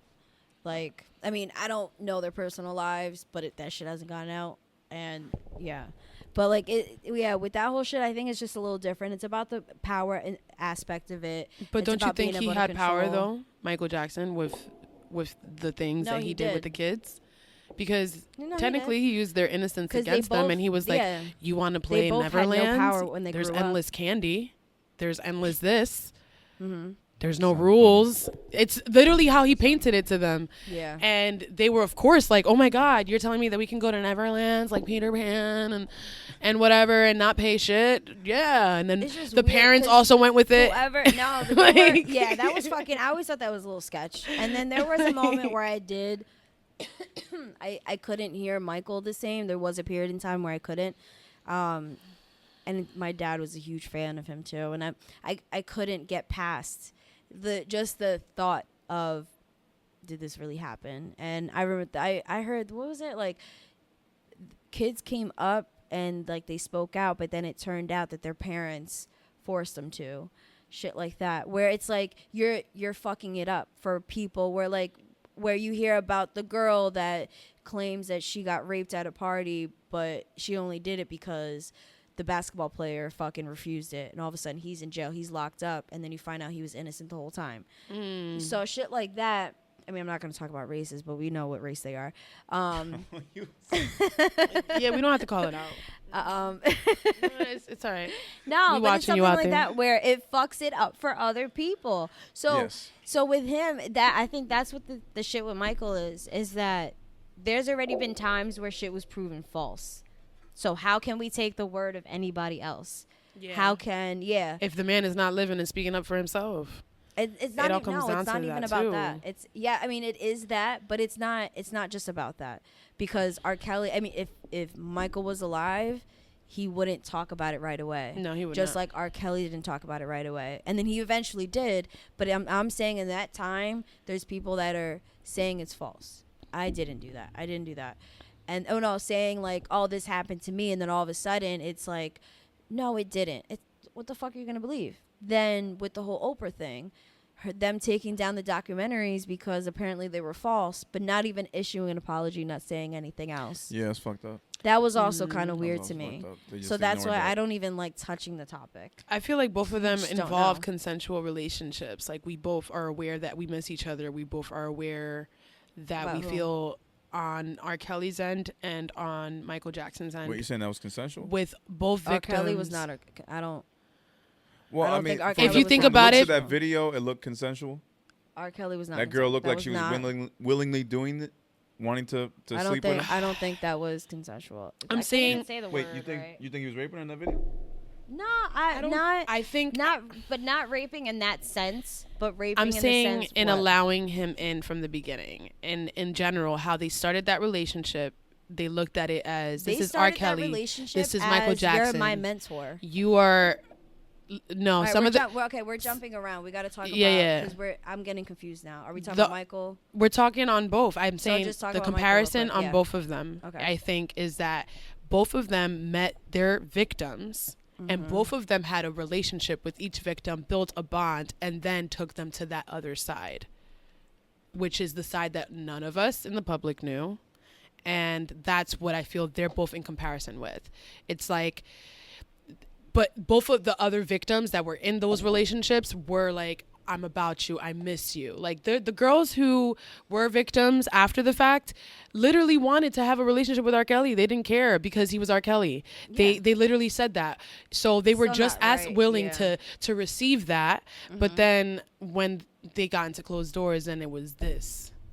And it wasn't just that from the moment. They fed them a little bit. They gave them little spoons. And that's the same thing that Michael Jackson did with these little boys. Well, we can't say that for sure. No, in the documentary, right. But they also took it down because they found out there was falsities in it. So that's why it's like, that's what I'm saying. They took it down, so we can't even say that that's what he did. Yeah, that's true. I see what you're saying. That's what I was getting at before. So, and I want to hear from Joy too. You might as well come up to the mic. I want to hear your opinion.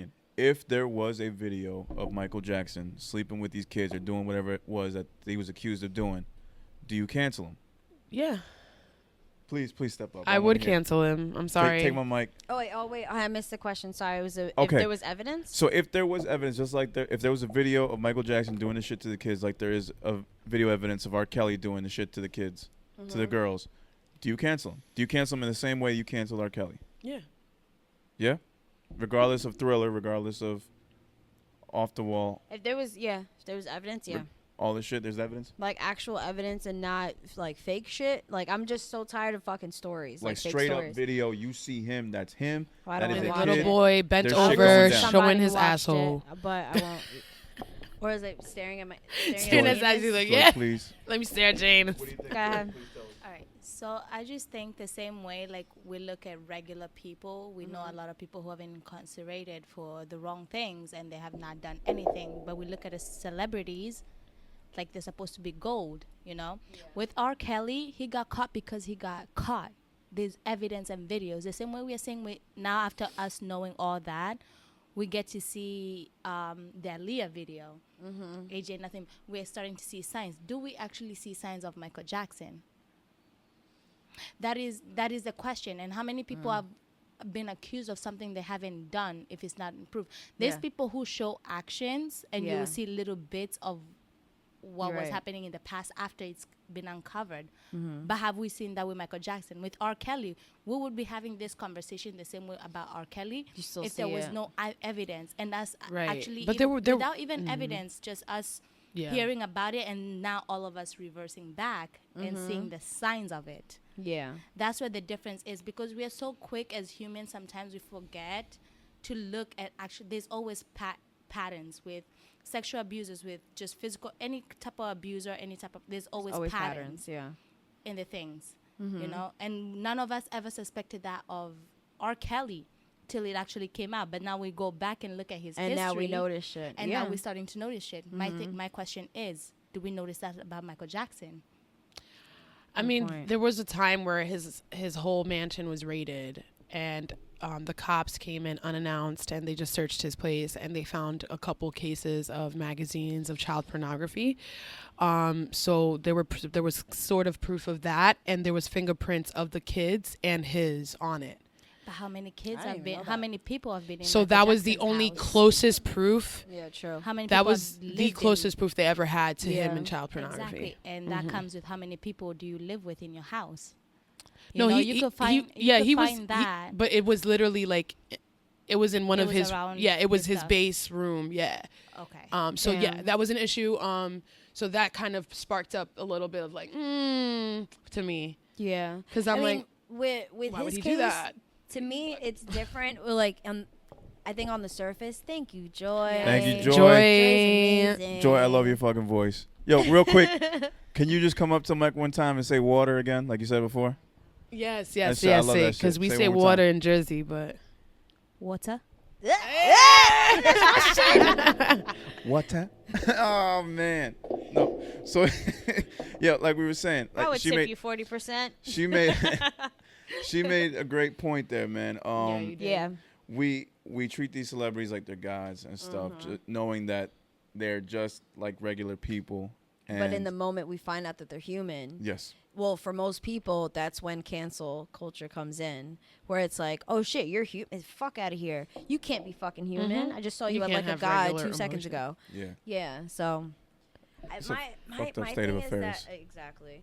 My thing is that it's different.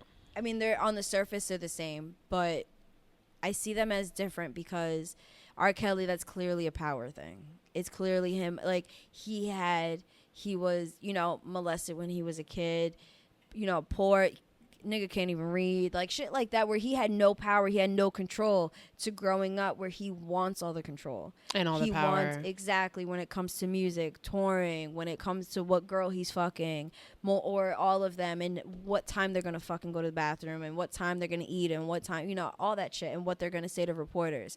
It goes all. But with Michael, I didn't see power. There's no power. To me, it looks like somebody, and if this is true, it looks like somebody who lost their childhood is reverting back and he just so happens to like guys. Yeah. And that's it. Yeah. That's how I see it. And I'm not justifying it. It's still wrong. If that's what it is, it's what it is, and it's wrong. And he's fucking canceled. That's it. But that's what I see. It's not like where I have the power and I also like guys, so I'm gonna, and you're young. It's more than that. I think he had no childhood. He was beat the fuck up. Yeah, because R. Kelly is just a sick being, period. Like, the girls even said that he has a dildo preference that they put up his ass. Like, he's just all around sexual. Into being pretty much a guy. All right, now let's take it a step further. Because now I got this idea going. I'm sorry, Joy. No. All right, if we're canceling musicians who are the ones who create the music and we're canceling all their stuff, what does that say about TV executives, movie directors, actors, actresses? Was it Kevin Spacey? Yeah. The last one? Yeah. Politicians. Politicians. Politicians been doing it. Do you cancel all their shit? Do you cancel all their work? Like, if a movie executive, like, let's just say, for instance, and I don't know the guy, I don't know anything about him. Netflix but does. The guy that's in charge of Marvel, Kevin Feige, he's basically created a multi-billion-dollar empire with these superhero movies in the past 10 years, starting with Iron Man, ending as recently as Avengers Endgame and the Spider-Man movie. He's been in charge of that. He's helped see it through. He's basically the head mastermind behind all this shit. If it comes out and there's video evidence that he fucked a bunch of boys and did all this shit, do we cancel that? Does every Marvel movie get canceled? Do we now never want to see an Avengers movie, another Thor movie, Hulk, Iron Man, Spider-Man, Black Panther? Does that get canceled? Or is it a different story because there's other people involved in this shit? Mind you, the R. Kelly shit, it's just R. Kelly that's being canceled, not the producers that he worked with, not the other background singers that probably knew about this going on, not his tour manager. And it's not like he's like the head person. Like, my God, if I don't even want to. Like, where does the cancel shit? If Stan Lee, where does it on stop? the other hand, if Stan Lee was the guy, he's above Kevin Feige. He's the reason that this even exists. Right. If Stan Lee was raping little boys or girls, is Spider-Man now canceled? Do we never watch a Spider-Man movie? Never buy a comic book? Not even a video game? Not even an action figure? I'm gonna feel some way about buying my kid a Spider-Man action figure because all I'm gonna remember is Stan Lee touching those kids.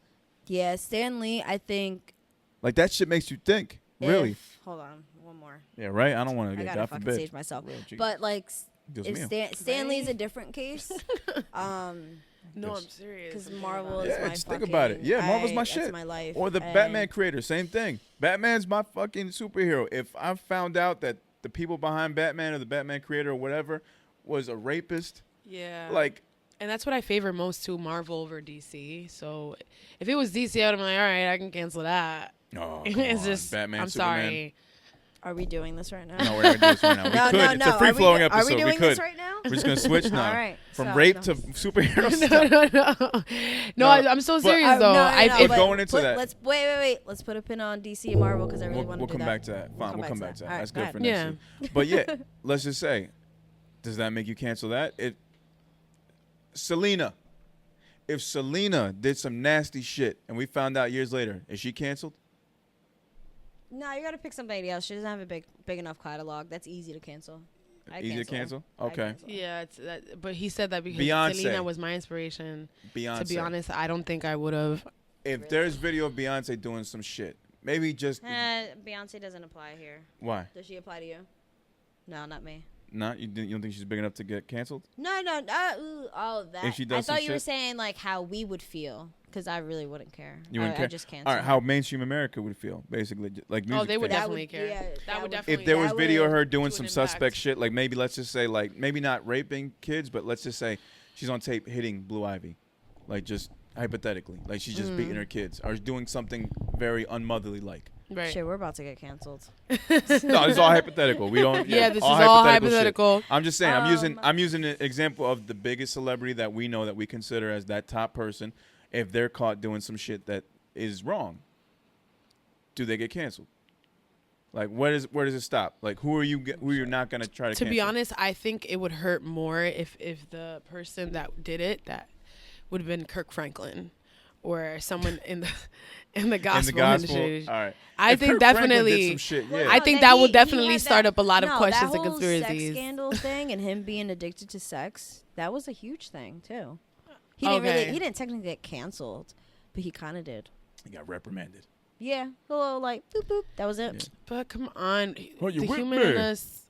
Come on. Franklin. Okay, Let's see, just be making real. excuses. Let me stop. The human in us, we're addicted to sex. What about Robin Thicke? He's addicted to sex. He's Not a every sex. human's addicted to sex. No, Yeah. not every, but it's on your mind. No, but when people, but not every person of the faith sees it that way. Most see it as like husband, wife, and that is it. Addicted, you're a fucking heathen. You're addicted to sex. Blasphemy. You're a She fucking said heathen. heathen. How could you? Fucking savage. You charlatan. So, You harlot. what's a male harlot? Can you still call a guy a harlot? I don't know. No. You Jezebel. No, that's a girl. That is a girl, you're right. Pin. Get back to it. Scallywag. You bastard. You rapscallion. Oh shit. We will figure it out. Okay, we'll No, that was last week. We figured it out. We this figured week. it out. Yeah, where are we at? How long are we at right now? 155. We're on 155. Okay. Bro, we put a pin in a lot of stuff. How are we feeling right now? Because, I mean, I could keep going, but I don't know if this is a cut-worthy time. We could break now. We'll have What to were fade we it even out. talking about? I forgot already. I was We already went off. laughing because It's the free-flowing episode. That's why. This No, we're it was going to free-flowing. be like this. This is the free flow. We Free-flowing. freestyle this motherfucker. Because guys, you can always pause and then hit play the next day. Yeah.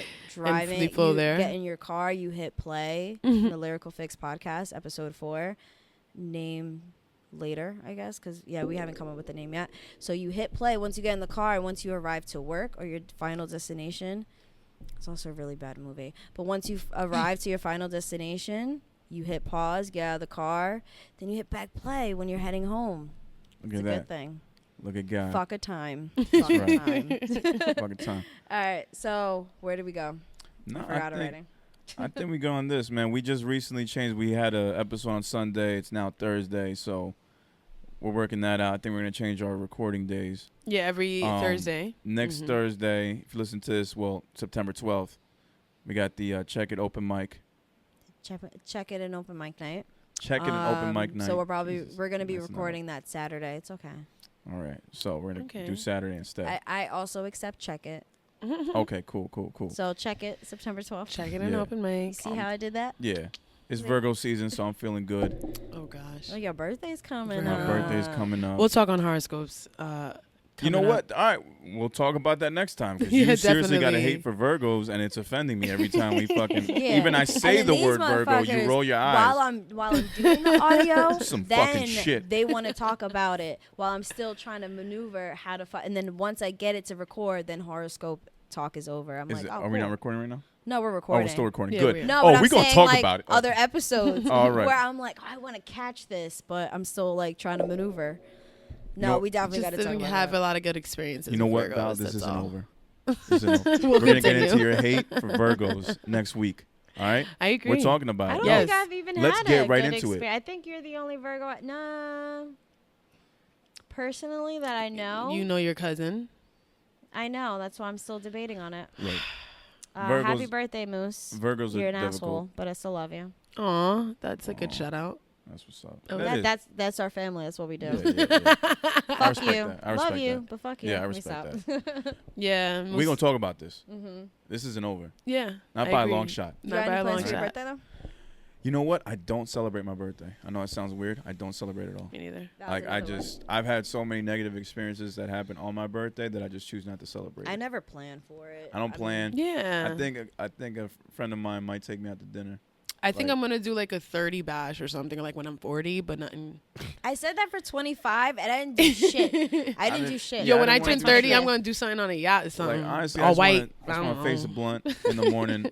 I gotta go to work that day too. My birthday's on a Monday. I Yes. gotta go to work. You face that blunt. I gotta all right? face a blunt in the morning. And I'm gonna You show up to deserve work, it. and I'm taking a short day anyway. So You take that short day. I'm gonna take babe. a short day. You Yeah, take that shit. I got 3 hours comped. You should just do what you haven't been able to do in a minute. I don't know what that is, but whatever Whatever that is, you should Is just it do Face a Blunt? Face of Blunt I haven't done in a minute.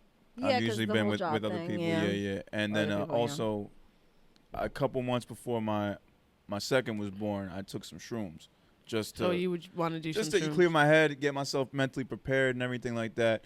I ended up just spending 8 hours crying, laughing, watching Impractical Jokers. So I didn't really get any time to think. I was just laughing the whole time until I cried. But it was a good experience nonetheless. But I yeah, want to laugh until I cry. it's a great fucking thing. No, not. I didn't cry like sadness cry. No, like I know. Straight crying, laughing. Yeah. Not like Yeah. literal No, sadness. no. Imagine. Oh God, no, not like that. No. No, the Dave Chappelle This shit shit had is me tearing up. hilarious. The Dave, like I'll tear up. Like I've been able to tear up, but not like fully crying. But no, the Dave Chappelle To be shit had me honest, there's crying. Ari Spears makes me fully cry laughter when he does his impression stand up. I Yeah, Man, it's cry. Ari Spears. Wow, that's a random name you brought up. That's crazy. I haven't. Does he still? Does he still? I'm I gonna saw, sound really bad. I saw but does something he on still do IG shit? about him. Yeah, something he just randomly, just a minute clip of him getting interviewed by Drink Champs. I think. Yeah, Nori he's a and fucking dope DJ guy. FNN, Man. yeah. He's- It was funny. He said something about he kept making fun of some guy that was wearing a sleeveless vest, and he kept egging him on, making fun of him. And at the end of the night, the guy was like, "Oh, I'm gonna beat your ass, nigga." He's like, "What you gonna do? You gonna beat me with your sleeves?" You go home. Yeah, like that shit was funny. That was the last That's I what heard I'm of him saying, so far. Yeah, bro. but he had Got dope ass comebacks impressions for too. days. But yeah, no, I don't plan anything for my birthday. I'm not that type of guy to celebrate. Yeah. That's never been my thing. I kind of just take it like a reflection day. I use it to reflect on the past 365 days that I lived, what I did, what I can do better, and I kind of just use that to like push You're forward. so insightful.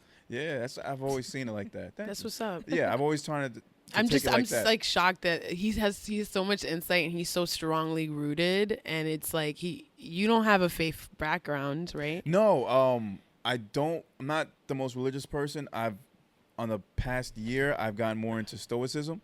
Like one of the people that I've been reading a lot about is Marcus Aurelius, which is the middle name that I gave to my second son, Marcus. I gave him Marcus as a middle name because I was a big Marcus Aurelius fan. He's a Roman emperor, and he's pretty much one of the fathers of Stoicism.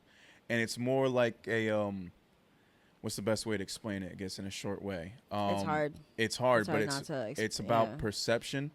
It's about how you view things. Like good and bad is going to happen to you, but it's all at the end of the day how you perceive it. Yeah, it's a good way. I need to read Yeah. that. I didn't. Yeah. Well, haven't there's a bunch of books on Yeah, it. no, it's a bunch of different A ones. bunch of different stuff. Yeah. But, like there's go ahead. a journal. My bad. There's Yeah. a journal every day that I read, or at least I try to stay up on, and it's just every day of the year, and it's just a different stoicism. It's a page long. Gives you it starts with a section of Seneca, who's another teacher of stoicism, Marcus Aurelius, some other guy I can't pronounce his name, but it's their passage of something they wrote, and then it's like a modern day description of how to handle everything. You know, I also have it as a podcast. It's like a 2-minute podcast, the Stoics Daily Stoic. And there's other authors that are Stoics that I read, and there's other people, like famous people that are Stoics, and they just live their life that way. It's not atheism. It's not any type of religion. It's just It's just certain it's a way to of live your life. Yeah, Mhm. but it could a be lifestyle. considered religion the more you read into it. It's almost like the 48 Powers. 48 Laws of Power. Yeah, Yeah, that one. Robert Greene, Oh, great that great was a good fucking one. author. was a 56 good laws or 56 strategies of war. Also that is one another too. one. Mm-hmm. Yeah. That was a good one too. Great fuck. The Art of Seduction. Yeah, I Yeah, definitely have to read up Mastery. on that. Love Great definitely. fucking. I love those books. That's my Yeah. shit. Yeah. I put my boy onto it recently. He's like looking at me different now because he thinks I'm using those laws on him at some time. I'm like, no, bro, it's not like that. It's not like Right, that like at all. you guys be like, she's pushing her Hebrew. Yeah, because on one of me. them. But he told me, it's funny that you mentioned that because I gave him that book and he started reading it. He's like, yo, I'm on law 9 now, but I've noticed like I'm judging people now a lot more. Yeah. And I'm seeing like, because one of the laws is like hide your intentions. So it's I like, haven't read this since high school. It's I a was great using fucking it in read. high school though. Yeah. I was kind of so flexing it's a little just bit. like certain things like people hide their intentions, like when they get with friends or people, business partners, like they're hiding their true intentions and you don't want to give that away. Basically, it's not a great book to live your life on if you want to have friends, like, because it's more about like how can I take control or power over every type of situation, relationship. It's not a book to live by if you want to have friends and but it has gems. have great networks, but there's gems on how you Yeah. should move in the business world. Like you have to be for yourself. You have to think about or if you have a team, think about your team and only them. You can't really be friends and buddy with everybody in a business sense when you're out in this world, because it's a dog eat dog world and there's a bunch of sharks and bullshit like that. So for that sense, that's what it's about. Great fucking book. Like to teach yourself how to stay grounded, not let anybody try to get one on you and shit like that. So in that sense, but if you want to have friends, that's probably not the book to. No, definitely going to take into consideration for those out there. Okay, mind of it, But that's where stoicism, like, it balances me out because it gives me a way to look at things in a different manner. So it's kind of like religion minus just Jesus and all the stories and commandments. Right. They have stuff they live by, but pretty much that's exactly what it is. You're it's like the saying, like, is your house stood on a rock or is it standing on a sand? Yeah, or is it firm on a sand? Perception. Right. Well, going back to that, it's about how you view the things that are happening to you. Like, you can see it as bad, you can see it as good, or you can just see it for what it is and just move past it. And it's all about, like what I always say, bettering yourself, finding the best version of yourself. So I just try to stay rooted in that. You know, I fall off every now and then, so I'll check the book or I'll go back to the other books. But stoicism for me in the past 2 years has, like, changed a lot about me, and it's helped me grown up and be more of, like, that, not just an adult, but the man that I always wanted to be. You know what I mean? So that's helped me out a lot. So for anybody that doesn't know what it is and is interested, check it out. Just read up on it. And there's a lot of books on stoicism. A lot of, like, your favorite celebrities are actually stoics in real life. It's not stoic in the sense of, like, oh, I don't do anything and I'm just straight edge and I don't show any emotion. It's more so like just keeping yourself in check, not letting little things get to you, and kind of just helping you find the best version of yourself. That's pretty much. Is Marcus the original Grimace? Is Marcus Aurelius the original Grimace? I guess he could be. Shit. He was the original resting dick face. There you go. Must be in the theory. I know. I try to mute it. You can't mute it. All right. Well, I guess with that, we're pretty much set up. Yeah. Let it go. We're at 2 hours. We did a good one today. So so you guys can check the Lyrical Fix podcast at Audio Mac, Spotify. At Anchor. Oh, sorry. Go ahead. Spotify, Apple Podcasts, that podcast app, not Apple Music. And we are now on YouTube. We just put up episode, which one? 3? 3. Yeah, it's episode 3. We'll figure it out. Is in the process. It's probably uploading. By the time you listen to this, it should be out on YouTube. So not only can you hear our beautiful voices, but you can see our beautiful faces. Yay! And laugh with us. And I think shout out to Aaron on the last episode. He was in the background. He was helping us film. Aaron. He did the light for us. Aaron. Our beautiful friend Aaron from Florida. That was great. Yeah. He supplied the lighting for us and everything, so that was dope. But yeah, check us out. Subscribe especially on YouTube. Subscribe, rate us, give us a 5-star review, comment. You have no idea how much we appreciate that. And also just goes a long way to help us get recognized more. It's easier to search. You know what I mean? So every little help, any positive comments or negative, just let us know how you feel. But that all helps at the long run, because you know what? We're going to perceive it as just great feedback, and we're going to work on it and use it to better this show as the episodes go down. Before we close, though, because I said my final thoughts, do you guys have any final thoughts?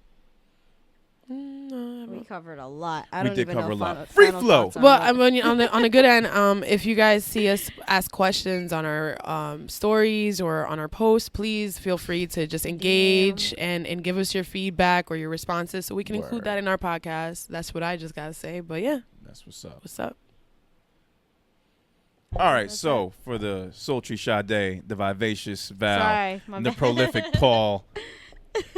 No, I was thinking of a dope ass outro. That sucked. Bye. Bye. Bye.